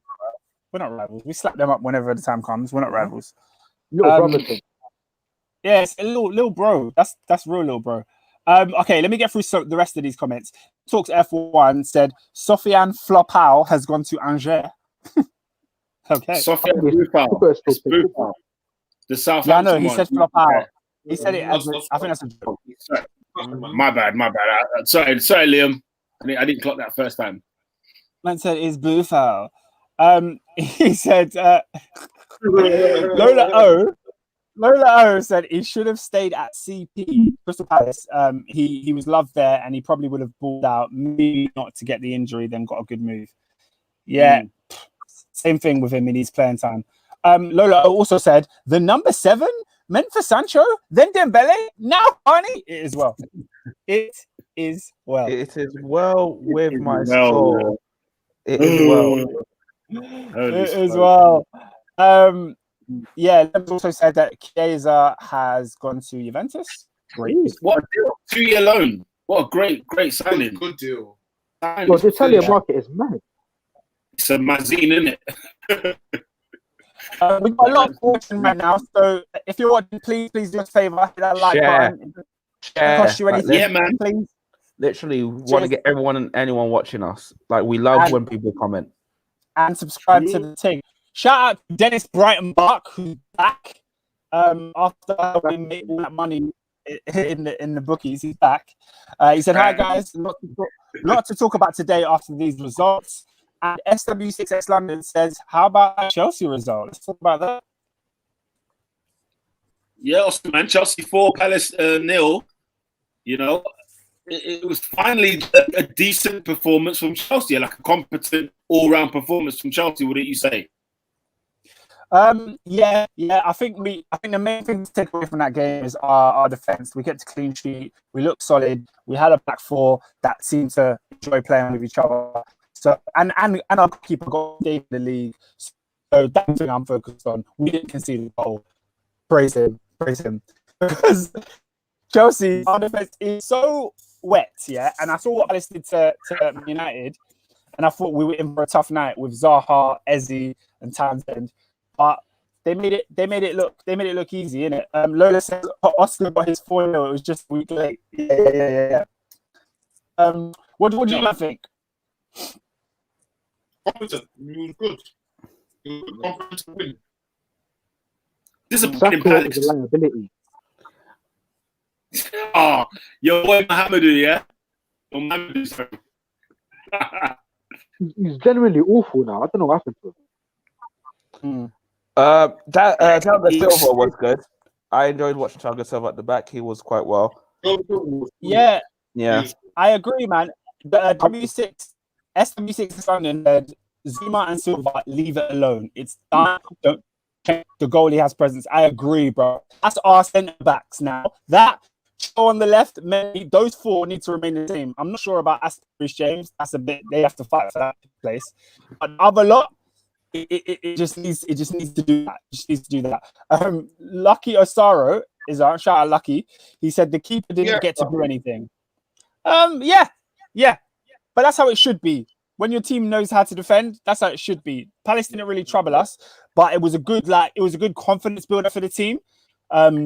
It was good for them to actually keep a clean sheet and feel like, oh, this is what it feels like. But like Endo said, Kurt Zuma is a G. People just don't rate him because he's not sicky like Virgil van Dijk. What do you think about Kurt? He's been the same since the injury. Yeah, that horrible injury. Yeah, that injury hampered him. To get over it in his head. Well, obviously, that takes time. I was there when he got injured. And that scream was like, it was nuts. And those knee injuries kind of thing, they you don't recover, man. Bro, his leg went backwards. Yeah, you don't recover as easily. But guys, remember, you're saying he's got the same since his injury. His injury was in 2015. Yeah. And he in that season, he played alongside John Terry, and we won the league. Either side of him was what? Ivanovic and who was it? Aspi on the other side, or Felipe. Like he had a solid defense in front of him with Matic and good players around him. It was easier for him to look very good. Do you know what I mean? I think he was a young player coming through at the time, and now we're seeing the real Zuma. Like I don't think it's fair to say, oh, he's not the same as he was, because he was a very young player then. He wasn't flawless then. It's just now he's getting better. He was better than he was post injury. But he's never played in the defense that good since. No, but I don't get your point. Like I don't think he is miles. I don't think he's worse than he was then. Now, do you get what I'm saying? I think now he's just as good. It's just if you put Terry next to him and Courtois behind him and flipping, you know what I mean? If you put top players around him, he'll look like a top defender. And I think you see that when he plays next to Thiago, he looks better than when he plays next to Tomori. You know what I mean? Yeah, I think you're both right. I think because I'm of the opinion before the injury he hasn't come back to that best. Because when he came in, I was like, this guy's a beast. I was so impressed by him. The injury obviously happened, but then at the same time, Oscar makes a great point in terms of the tools around him. He's not had the same weapons as he did back then. So I believe in both, but I do believe that the injury still has brought him down just a notch. Bro, even that season you're talking about, he didn't play that many games. Like, we didn't see a lot of him. He wasn't like, we still had Cahill in times. Do you know what I mean? Like, he wasn't the starting number one centre back. He came in when we needed him, and he was good in those times. I think the Zuma that we're seeing now is Kurt Zuma. And like Jose Mourinho said, he's a good guy. You don't need to go out and buy another centre back. You need to find someone to pair him because he's a good defender. You know what I mean? That's my opinion anyway. On the goalkeeper, though, I'm not convinced by the goalkeeper personally. I feel like there are a few things that look a bit like, I don't know if it's just his stance, the way that he always saves the ball with his feet or whatever else. I'm just waiting for him to meet some good strikers. When he meets the lane, let's see how he reacts. Because Lucky said that he didn't really have to do anything, and that's a fair point. And that's why I'm disappointed in Palace. I thought the likes of Zaha would give him some trouble. But Chelsea have got what? Man United coming up soon. Who else have you got? What's your next couple of games? I don't know. It escapes me completely. Right. I don't know who we got after the break. Yeah. So anyway, I'm waiting to see when he meets real dons, real men. Then we'll see what happens in goal. Yeah, Peter, I keep that back. I feel like in 2 years. Yeah, go on. No, go on, Adrian. I was just gonna say, yeah, Peter, I agree. I feel like in 2 years, Chelsea are going to be in the same place that they were this season, where they were like this summer, where they were like, we need a new goalkeeper. Like, nothing I've seen of this guy is convincing. I've watched minutes upon minutes upon minutes of compilations. Like, his form is all off. He just looks too theatrical. But I hope he does well, man. I do hope he does well. He's a brother, but I don't know. I said he's a brother. Yeah, like obviously, the fourth African goalkeeper to play in the Prem. But we'll see. Yeah, I have to agree with you on that. I don't think he's spectacular. I've seen him make saves, and I'm like, why are you pushing that out in front of your defense? Why don't you just either catch that or push it aside? But I don't care. Like, our goalkeeper was so trash last year. We've had 2 games with this guy, and he's made no howlers. Like, I feel like Man United fans are going to understand how I feel when Alex Telles finally plays for their club, and they finally have a competent left. When he makes a simple pass, you'll be applauding it. Because that's how I was with Mendy. When Mendy Twitter made me laugh when Mendy made like a common save, and all the Chelsea fans were just praising. I was like, "Raw!" I was applauding, bro. We had the worst keeper in the league last year. I can't stress that enough. Like, we had the worst keeper in the league. So, and you lot saw what he did against Liverpool. He just passed the ball to Mane like it's a joke. So when I see a keeper who doesn't do that, who doesn't pass the ball to the opposition, he's played 2 games, full 90 minutes, and he made a howler. That's great for Chelsea. That is fantastic. Lucky said the formation 4-2-3-1 worked really well too. Yeah, I would agree. I just think Werner needs to play up front. This whole business of Chelsea playing Werner on the left, it needs to end. Pulisic is back now, so let's end that. Speaking of upfront business, what going for Tammy on the pen?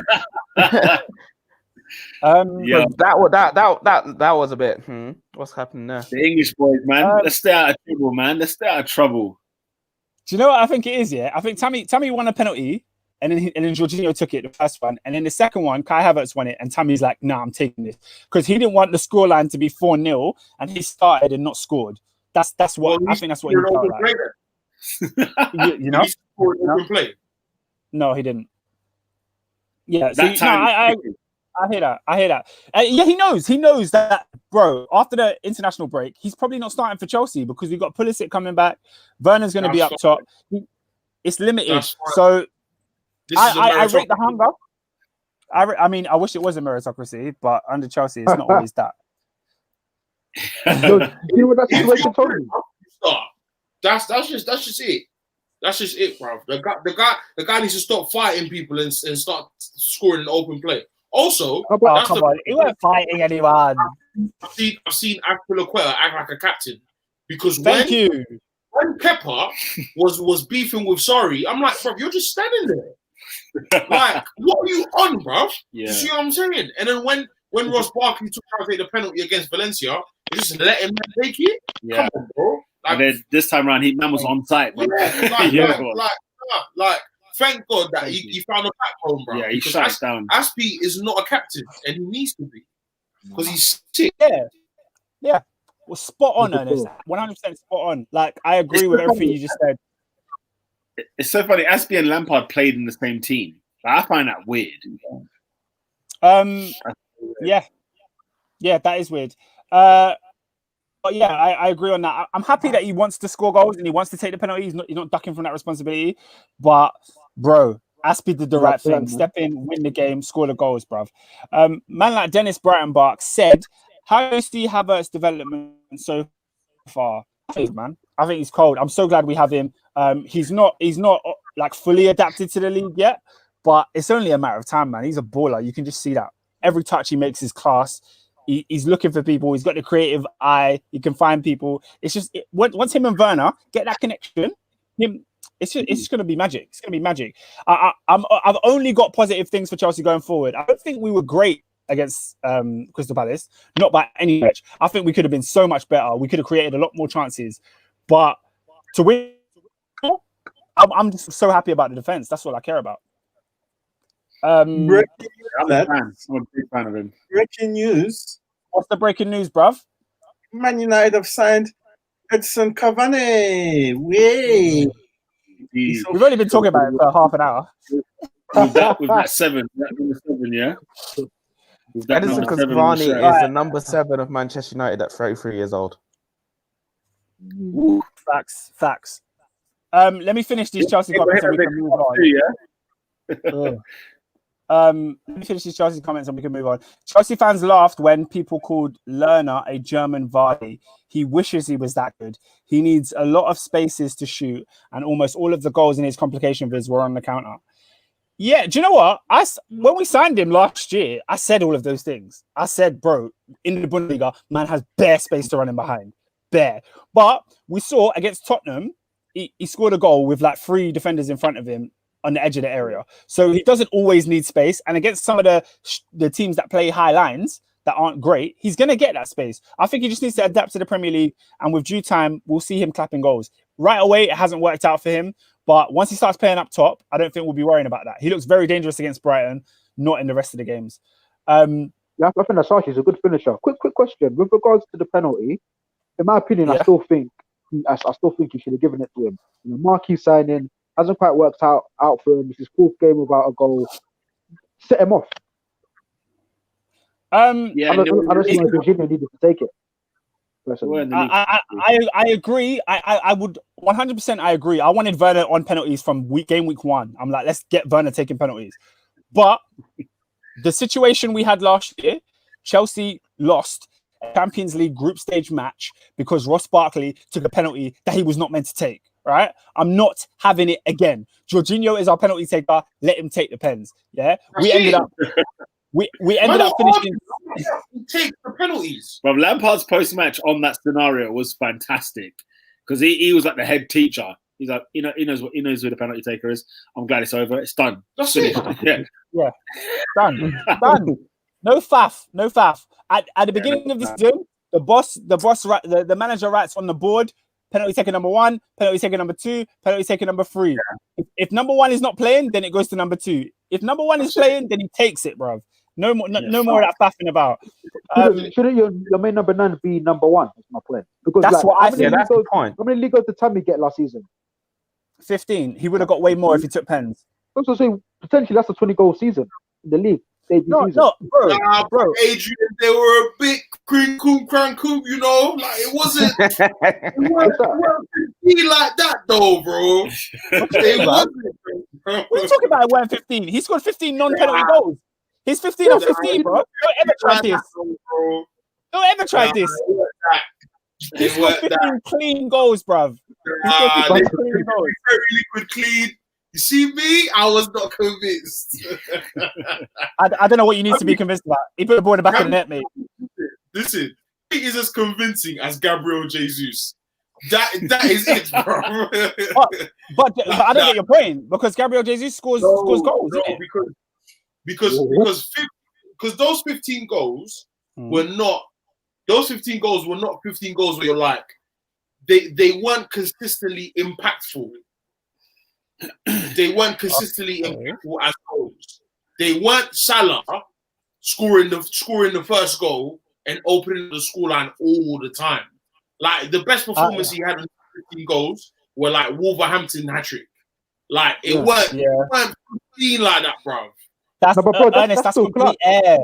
And it's air though, because most of the goals he scored were first goals or winners. Like when did he score a goal, the fifth goal of a 5-0 win? When did that happen? I wasn't like, bro, like this guy's a 50 goal a season, 20 goal a season scorer. But he scored 15 though, so that's like. Go on. No, like if you're gonna say he's not a 30 goal a season or he's not a 20 goal a season, that makes sense because he didn't do that. But he scored 15. You can't like say he's got that level. It says 15. I'm just saying the quality of striker you're seeing is quite flattering if I'm being honest. It doesn't speak of what his talent actually is. That's why man's clawing for penalties. I think Oscar's more frustrated about Abraham than most people are. Because I've seen him when Abraham misses chance, how Oscar gets. So the quality is definitely quality doesn't matter. I agree with that. It doesn't. No, I think it's exactly that. You got to remember, Tammy was our first striker. Like he's our number one guy. A number one striker at Chelsea should score 20. He scored 15. I'm not happy with the 15, but I think that is his level. You can't say it's not. I didn't say it wasn't his level. That's not what I said. So what are we talking about? I said that you're saying the goals ain't real goals. You said the goals aren't real goals. Like, what is your point? I didn't say they're not real goals. I said it's not 15 like that. It's not like he like you remember when Aubameyang came to Arsenal? Yeah. That was a goal scorer. When you watch Tammy, you're not convinced like that. The 15 is quite flattering. Because 15 is a good return. 15 looks like a good return, but when you watch him with your eyes, that's not it, bro. He is not that guy. 15 is not flattering. He scored 15 goals open play. That I can't say it's not flattering. He got what he got. That's not good enough. SW6 says I still think no Kante and our central midfield is a myth. Oh, 100%. 100%. That's why I agreed with you that we should have got Partey in because or someone like that, because we have no DM. Like we have no DM. And that's why teams won through us like water. And you saw what happened to Liverpool when their midfield wasn't playing well. You saw what happened to United when their midfield wasn't playing well. Chelsea are susceptible to that level of beating. I just don't think, we're going to concede that much. But we will concede goals, man.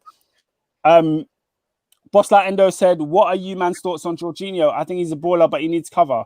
I agree with you. That's my thoughts on Jorginho. I think he's a baller. He's at the wrong club. He's at the wrong club.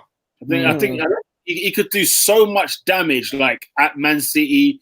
It's easy to say under Sarri because he was superb for Napoli. When his dad left, that was it. Yeah, when his dad left, that was it. I'm surprised he couldn't go 100. I think he'd be. I know he was linked with Arsenal. I would have actually taken that and said, you know what? Maybe we might get like. That would have been a shrewd signing. No, Peter, you wouldn't have. Xhaka and Jorginho in midfield. What happened yesterday against Villa? It will be that time said. Time and time again. Strikers will be in behind. What about Partey and Jorginho? Can I have both?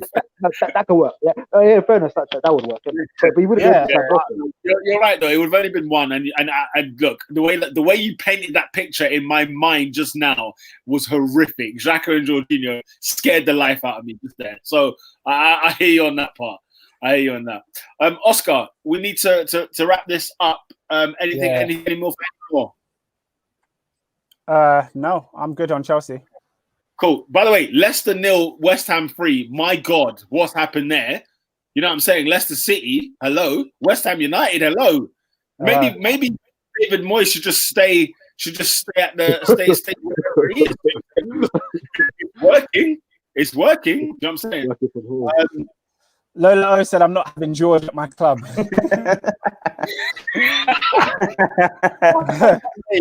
Oh my! It looks so for the man to both get ran through like any street person. Yeah, no, it's true. It's true. It's true. I can't lie to you, man. I can't lie to you. Oh my God. Okay, Southampton 2 against West Brom, bro. I didn't see none of that, so I have no clue. And Wolves beating Fulham 1-0. Leeds, Man City, what a sensational game that was. It was super, if you want to be entertained, just like rewatch that game, because that game was wonderful to watch. I loved the fact it was exciting. Not that it was superb play from anybody, but it was exciting. I liked it.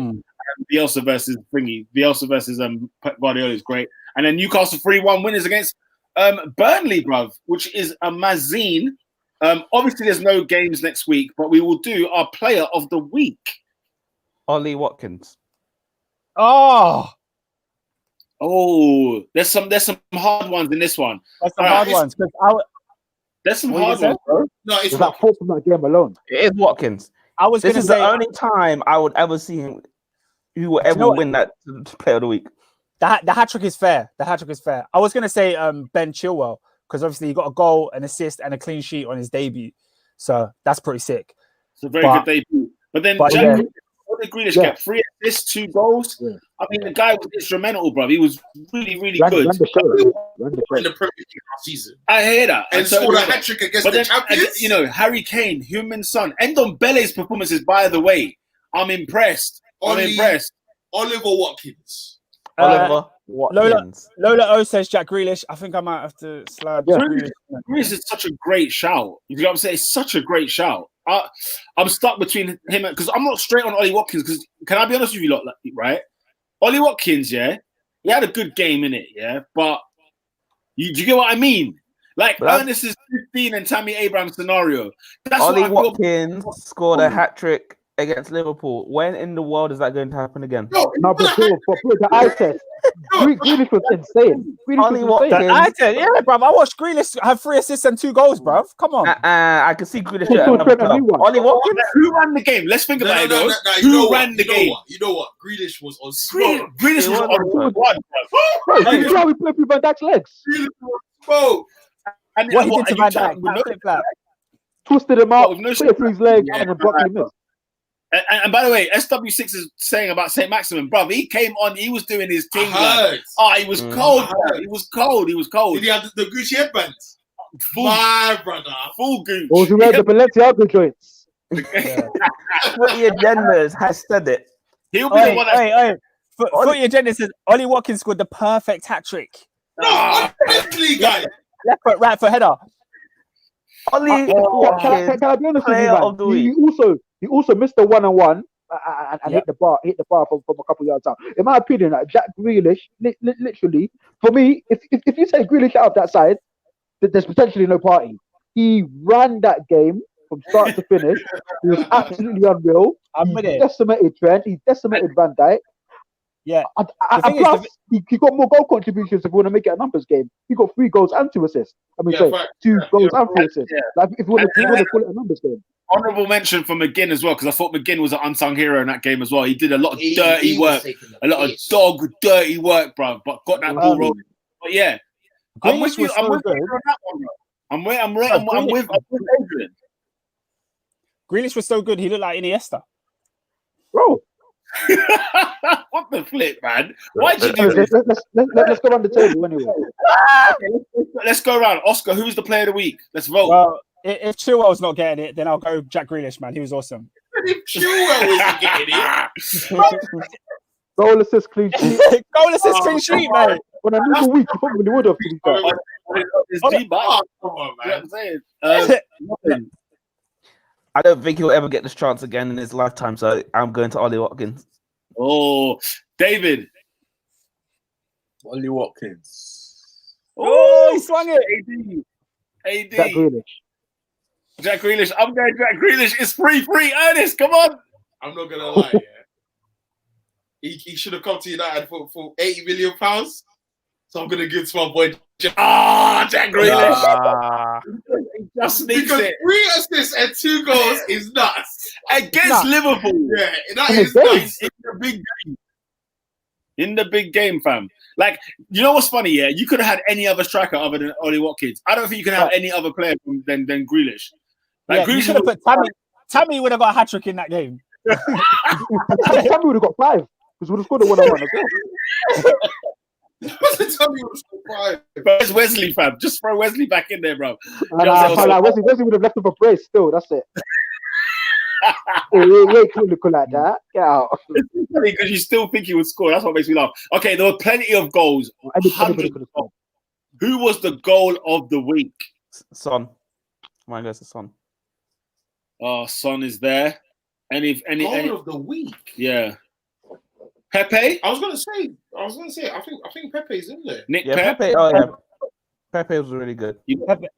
Pepe's goal was hard, bro. Chili B. I like Chilwell's goal. I just thought it was poor defending. It was. I'm changing it. Ben Chilwell's goal was live. I saw that live and I jumped up my seat. I was just like, yeah, that was a good one. I hate. Oh yeah, bro. Saint Maximum as well. Yeah, Saint Maximum. Saint Maximum's goal was cold. Right. Yeah. Saint Maximum still. Saint Maximum. That was top draw. Oh man, I'm sure Ollie Watkins scored a good one. Grealish is Fornals, bro. Fornals' goal was sick. All of West Ham's goals were cold, by the way. All of them. West Ham players, you know, they got ballers. Bro, and the thing is, have you seen that bench? The bench had all the techers, bro. Felipe Anderson. I'm not what the hell. Oi. Ollie Watkins' top bins, though. Ollie Watkins' top bins was banger. It was naughty. Flipping it, there was bare goals. Ollie Watkins' goal that hit top bins. Get goal of the week. I hear that still. He did it. Okay, we need to vote. Ollie, David, we'll go with you. Ollie Watkins. Oh my god, that's St. Maximin's goal. But then there's Romeu's one as well, for flip's sake. Didn't see that either. I didn't even see that, bro. No one watched this. There was an absolute Footy Agenda says Romeu as well. I didn't see it. David, who's the goal of the week? Ollie Watkins. The top bins, yeah? Yes. Yeah, that goal was nuts. He was on the ground. Crazy, man. Robin. Ollie Watkins. Top bins. Right, man, I'm pushing for this guy, bro. But he's never going to get it again. I'm going to go Alain Saint Maximin. Oh, Adrian. Yeah, since that Maximin, that was nuts. The tech and then top close finish as well.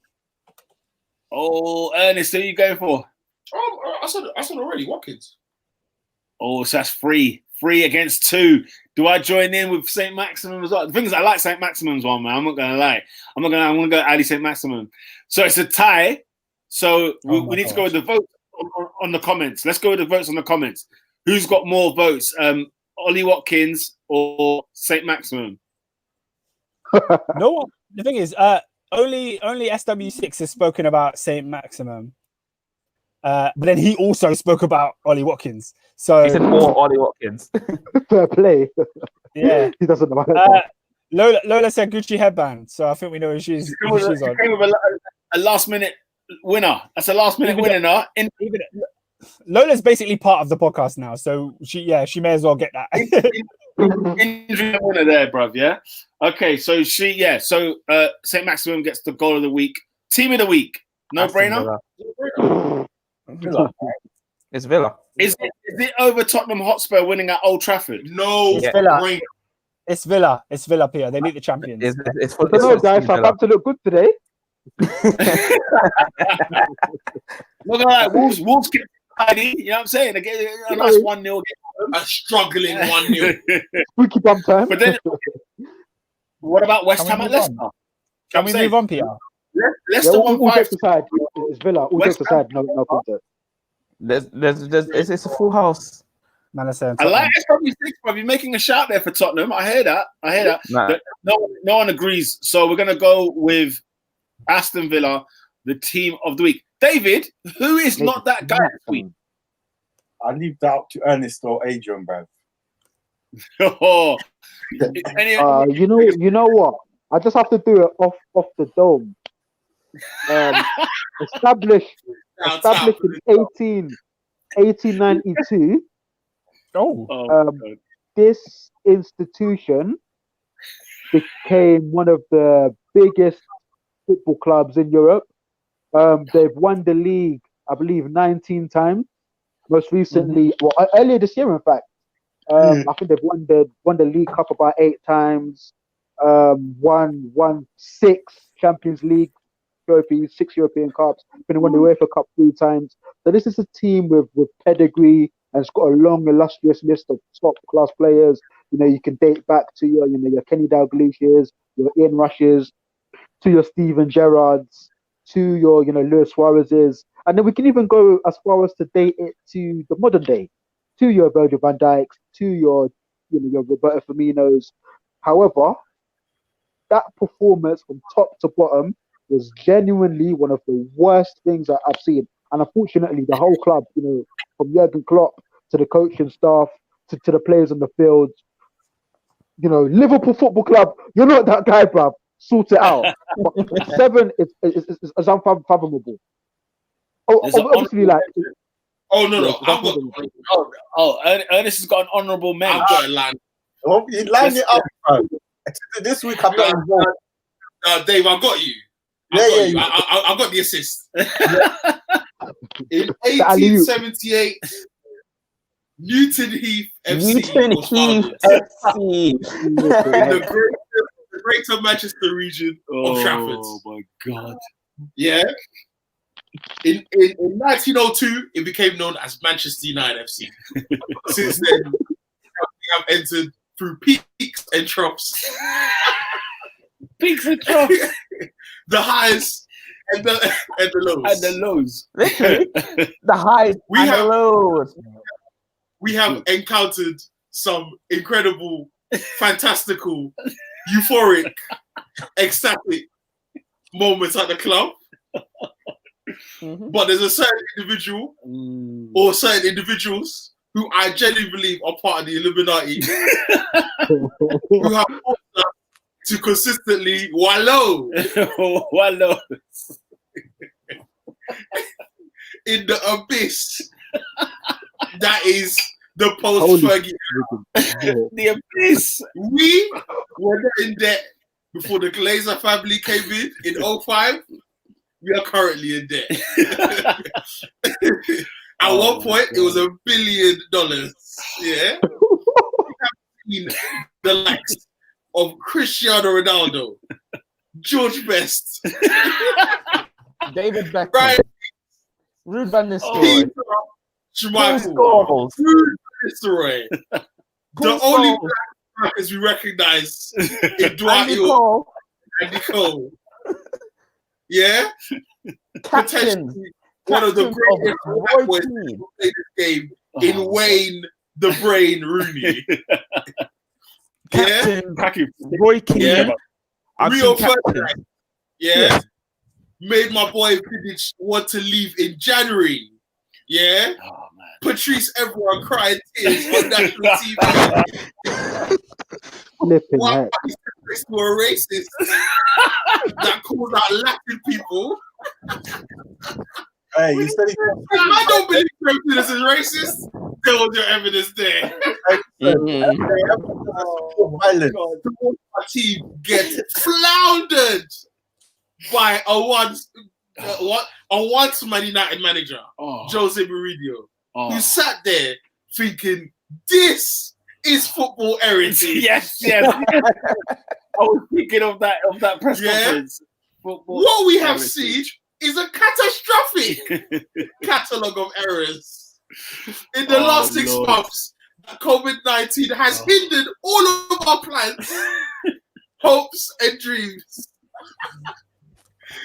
Manchester United is being run by absolute clowns. And all I have to say is the fact that we as fans have allowed it to happen. You see, me, Robin, we are not that guy.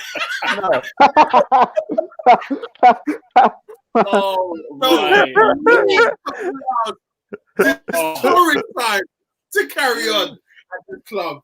This absolute gem of a club is now being made to look like a polished turd. Yeah, we have made Edinson Cavani the current wearer of the number 7 shirt. Man United fans, you're not that guy. Manchester United Oh, you fans are brilliant. You lot are brilliant. Hey, listen, you know what had me belling, yeah? Man said, I do not support violence, but someone needs a good slap.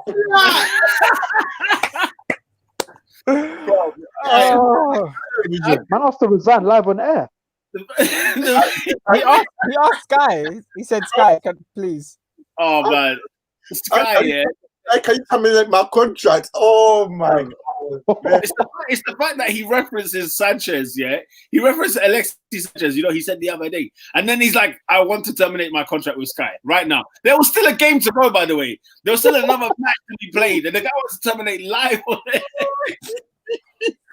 and then what you said about Graham Souness, bro. For the second week in a row, Sky having to apologize for people's comments.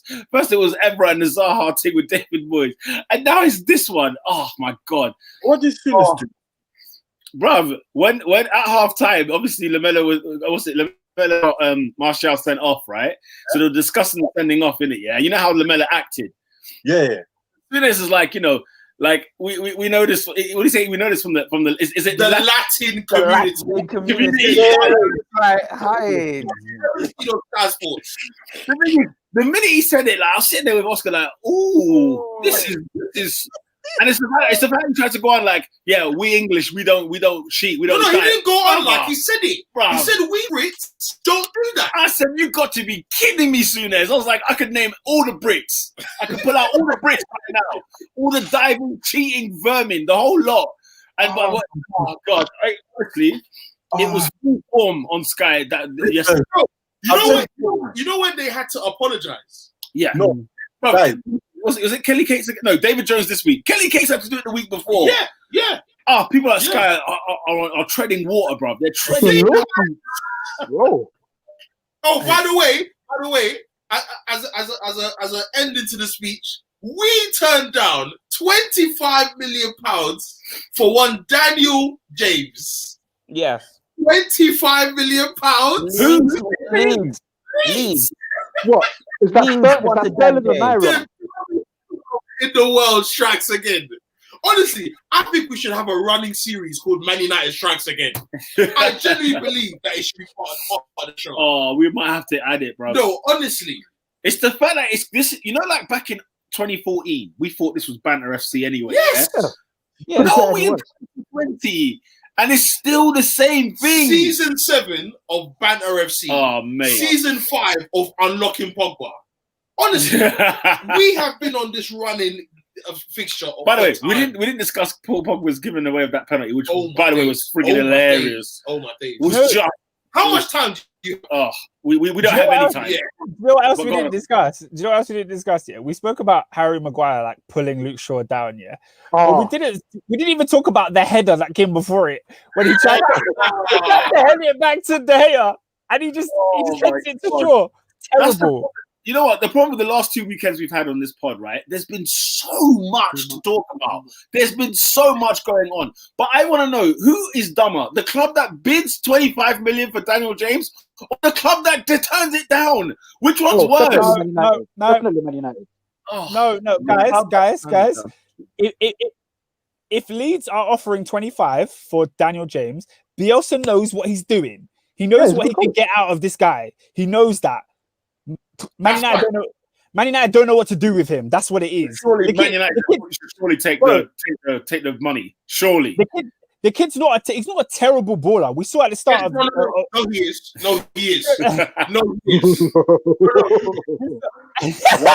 Why do I feel like that's Solskjaer? That's warped the mind. No. When players are opening the box and you're not passing to them, that's not a coaching issue. No, that's not. No, but like I feel like, bro, when he started at United, he started clapping goals first 3 or 4 games. There was something there. I feel like under Bielsa, he's still very, very young. Under Bielsa, he could grow a decent baller, like mid-table Premier League level, not Man United level. I think Bielsa can make lemonade out of toilet water. But Calvin Phillips is in the England squad. But let's discuss. Facts. My point is, maybe United should be speaking to Bielsa. Like, yo, bro, like, does man want to come here? Man, like, real talk. Because Oscar's actually right. Because Daniel James is dead, yeah, but he does make him a better player. That's facts. Yes, that's facts. That's because he's got a coach. Yeah. But he drinks tea on the touchline. That's been the stallion needs. Chai tea on the touchline. Like a bad tea. So what's Luke Shaw then? A frappuccino? Did you not hear what Adrian said? Oh my god! What did you say? What did he say? I say That's it again. Bielsa fixed stallion, you know. So man, what? you know, a Bielsa fixed stallion. You know, man's doing the Mega the Stallion knees on the touchline. Like an Instagram vixen. Did you say Bielsa the Stallion? Bro, he's not a petite guy as well, you know. Them knees are pretty. No, we need to end the show on that note. We need to end the show on that note. That's it. The show needs to end there. That's my god. That's fantastic. Wow. Flipping hell, man. Yes, and obviously that is good form. At that age, that is good form. Oh my days. Bloody hell. All right, let's wrap this up, man. Let me go through the last comment. Lola O said, "Hey, his knee strength is no joke, you know." It's a big bloke. I'll finish. This podcast is hilarious. That is like 210 on his knees there, bro. Flipping hell. Oh Lord. Boss like Endo said Ernie McBurney is on form today. Oh mate, it's been hilarious. It's been hilarious. Lola said, "Is that the Undertaker?" When he turns up, he knows a main event. He knows WrestleMania. It's true. You know it's a main event, bro. Man said you know it's main event. No way, man. Nah, just by the way, Leeds have just signed Rafinha, and I'm scared. Oh, yeah, mate. Charles' brother. Padeva, was that his name? The guy that came on off the bench, bro, against Sheffield United, against City as well, bro. Yeah. Bro, I see man on number 7. I said, "Well, this guy must be a bit serious, you know." Then he comes on, he started burning Mendy. He was burning Mendy, bro. I'm shook. Oh my days. Oh my god, it's funny. Yeah, Rafinha, bro. Let's see what he does, man. Shook, man. Let's see what he does. Feel. Back at Footy Agendas says Danielo James is a left winger with a good shot at him. Playing left wing allows him to cut in. That's the one thing he's actually good at. He's actually decent at cutting in. Wait, hold on. You're telling me this season is the season we're gonna play that Zebra kid? Yes. Like seriously, Zebra FC. We are Madagascar. Man, he's ice age, bro. Footy Agendas, when we were talking about who's not that guy, Footy Agendas nominated Harry Maguire, hands down. You're the most expensive centre-back of all time, and you're stopping your fullback from clearing the ball. What is going on? I think he's the worst signing of the last 10 years. He's the worst signing of the last 10 years. No, he's Prince. He's air. Lad, I tried to defend him. He's not good, man. Before we go... What's that Endo asked? Ernest, rate Man United's window from 1 to 10, bro. From 1 to 10? Yes. We needed a left back. We have signed a striker we don't need. Number 7. We don't have number 7. Oh man. We don't have a DM. We don't have a winger. We don't have a centre back. We have released arguably our best centre back. Some people would argue the best. We don't have a good coach. I'll probably give us a 4. Yep, 4. 4 at best. You're generous. 4. No, 4 at best. Van der Beek is a lot of the reason why we get 4. I forgot to add Van der Beek. Oh yeah. We got Van der Beek. And we addressed a position. And we brought Dean Henderson back. So, okay. So, and also, the streets are saying that Romero's missus is not having it, bro. Yeah, Romero's missus has gone in a madness. You wanted him to go to Everton, didn't it? And it's not happened. So, we've now got 4 goalkeepers. Guys, this is why we're dumb. This is why we're dumb, yeah. We have 4 goalkeepers. We have about 5 centre-backs. We don't know, actually, that's probably... You've got like 8. You've got like 8, bro. We've got Wanzabi, Rojo, Jones, Maguire, Lindelof, Bailly. Yeah, we've got 6 centre-backs, and one of them is not Chris Smalling. Good grief. We've got two left-backs, 3 if you include Brandon Williams. We've let go of the only offensive right-back we have to AC Milan. God. That leaves AWB. Pogba's not playing well. Bruno's not playing well. Matic isn't playing well. Let's not discuss Fred and McTominay. Yeah. Then, what other central midfielder do we have? Van der Beek has come to hell. Yeah. Hello, no. Marcus Rashford, whose philanthropy is doing more for him than his football. Oh, Jesus. Martial set off. And Greenwood is like, he's drawing things in his room. Yeah. Like, and Igalo, you cannot forget the Nigerian prince. Yeah, like Uncle Igalo. So what does that mean for him now? Uncle Igalo is enjoying life. He's just raking that money. There are 19 minutes left on the transfer window, and Thomas Partey is about to sign for Arsenal. I think we did a good 4. Yeah, a good 4 out of 10. Like we literally guessed on the multiple choice, and we got points for putting our name and the date down on the paper. That is what season. And did you see the problem with Man United?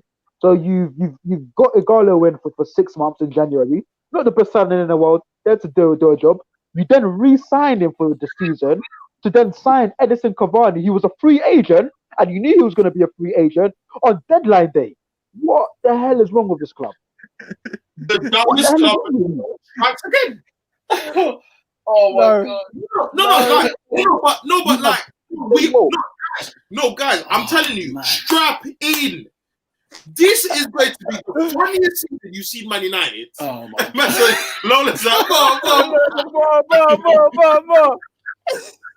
No, guys, we are going to get pammed. Because the thing is, when we went to Tasha and Fracker's show last season live, shout out Tasha and Fracker's. I thought this can't be. We can't be beating Chelsea 4-0. Like, if men are watching the game, we are getting pammed. And 100% run in midfield. We were getting pammed, bro. Yeah. And man, forget that. Like, this is why goals are not like the ultimate like deal breaker for how they're not the ultimate litmus test for how well you're doing. Sure. This is what I'm saying. We were pamming teams. We crawled over the line against Leicester on the last. Crawled, crawled, bro. It's not. No, guys, strap in. There's gonna be some hilarious, comical football this season. I can't. There's some games I'm looking forward to. I'm looking forward to you playing Man City, Everton. You playing Liverpool, Everton, Leeds, Tottenham again. PSG. Leipzig. I'm looking forward to that Leipzig game. Oh my gosh. We're gonna get piped. Even Istanbul away. Timo's not there no more. Because when he went to Tottenham last season, he pulled out the Strally and said, have it, bro. That's all it is. Yeah. So, like, honestly, like, no, we are pissed. Oh, my God. Only better park the bus from now. Like, 2 banks of 4. Like, put Pogba's mum in midfield. Are you Sammy Allardyce? Like, it's going to be mad. 2 banks of 4. But I'm seeing the 6. At Manchester United. Oh, Lord. Oh, Lord. Joke. Fantastic. On that note, ladies and gentlemen, we have to end it there. We have to end it there. What a bumper weekend episode this is. Remember, I told you I was coming today. Yeah, 100% Adrian deserves a Grammy without a shadow of a doubt. You have had a great performance today, Adrian. Big up everyone that's locked in today, bro. I'll quickly go through. Just shout out a massive, from the top, bro. Big up Lola, 100% as always. Shout out Olu or Dami or Oluwa Damiola. Mate, that's a hench name still. Big up Footy Agendas. Big up Boss Like Endo as always. Be Arsenal Gooner, you done know. Elijah, big up yourself. Michael McGams, bro, big up as well. Shout out to SW6, 100%. Big up Liam Talks F1, as well as I think that's more. Let's get Lucky as well. I can't forget Lucky. Shout out to the new listeners, man. Big up Dennis as well, 100%. Big up everyone that's locked in today, man. Make sure you share, like, subscribe. Hold tight, light work. Hold tight, light work. And yeah, big up Dennis as well. Do you guys do Champions League as well? I mean, we should, but we will. Yeah, when the Champions League starts, that's when we'll start talking about it. It's gonna go down, people. It's gonna go down. Yeah, big up yourself. Make sure you share, like, and subscribe. Before we go, can I just say it's an absolute hilarious calamity that after all of this talk, Manchester United did not sign Jadon Sancho. Oh, I love it all, man. We spoke about Sancho. We spoke about it for 6 months straight. We spoke about Sancho for 6 months, debating how much they should pay. Should they pay the thing? Should they not pay the thing? At the end of it, they didn't get him or Dembele. Why would you want Dembele? You only get 3 games a week, 3 games a season out of him. They got nobody. He is better than half of our front line. It's a damn fact. It's a fact, no doubt. But yeah, man. Good night, people. Man. Good night. Have a good sleep. Enjoy the rest of the transfer window. 15 minutes left of it. And we will be back not next Monday, the Monday after, because obviously it's international break. Obviously, like, you know what I mean? Like, we'll be back in 2 weeks. 2 weeks. In 2 weeks, bruv, where we will digest another calamitous weekend of football. We hope we get more. With that said, people,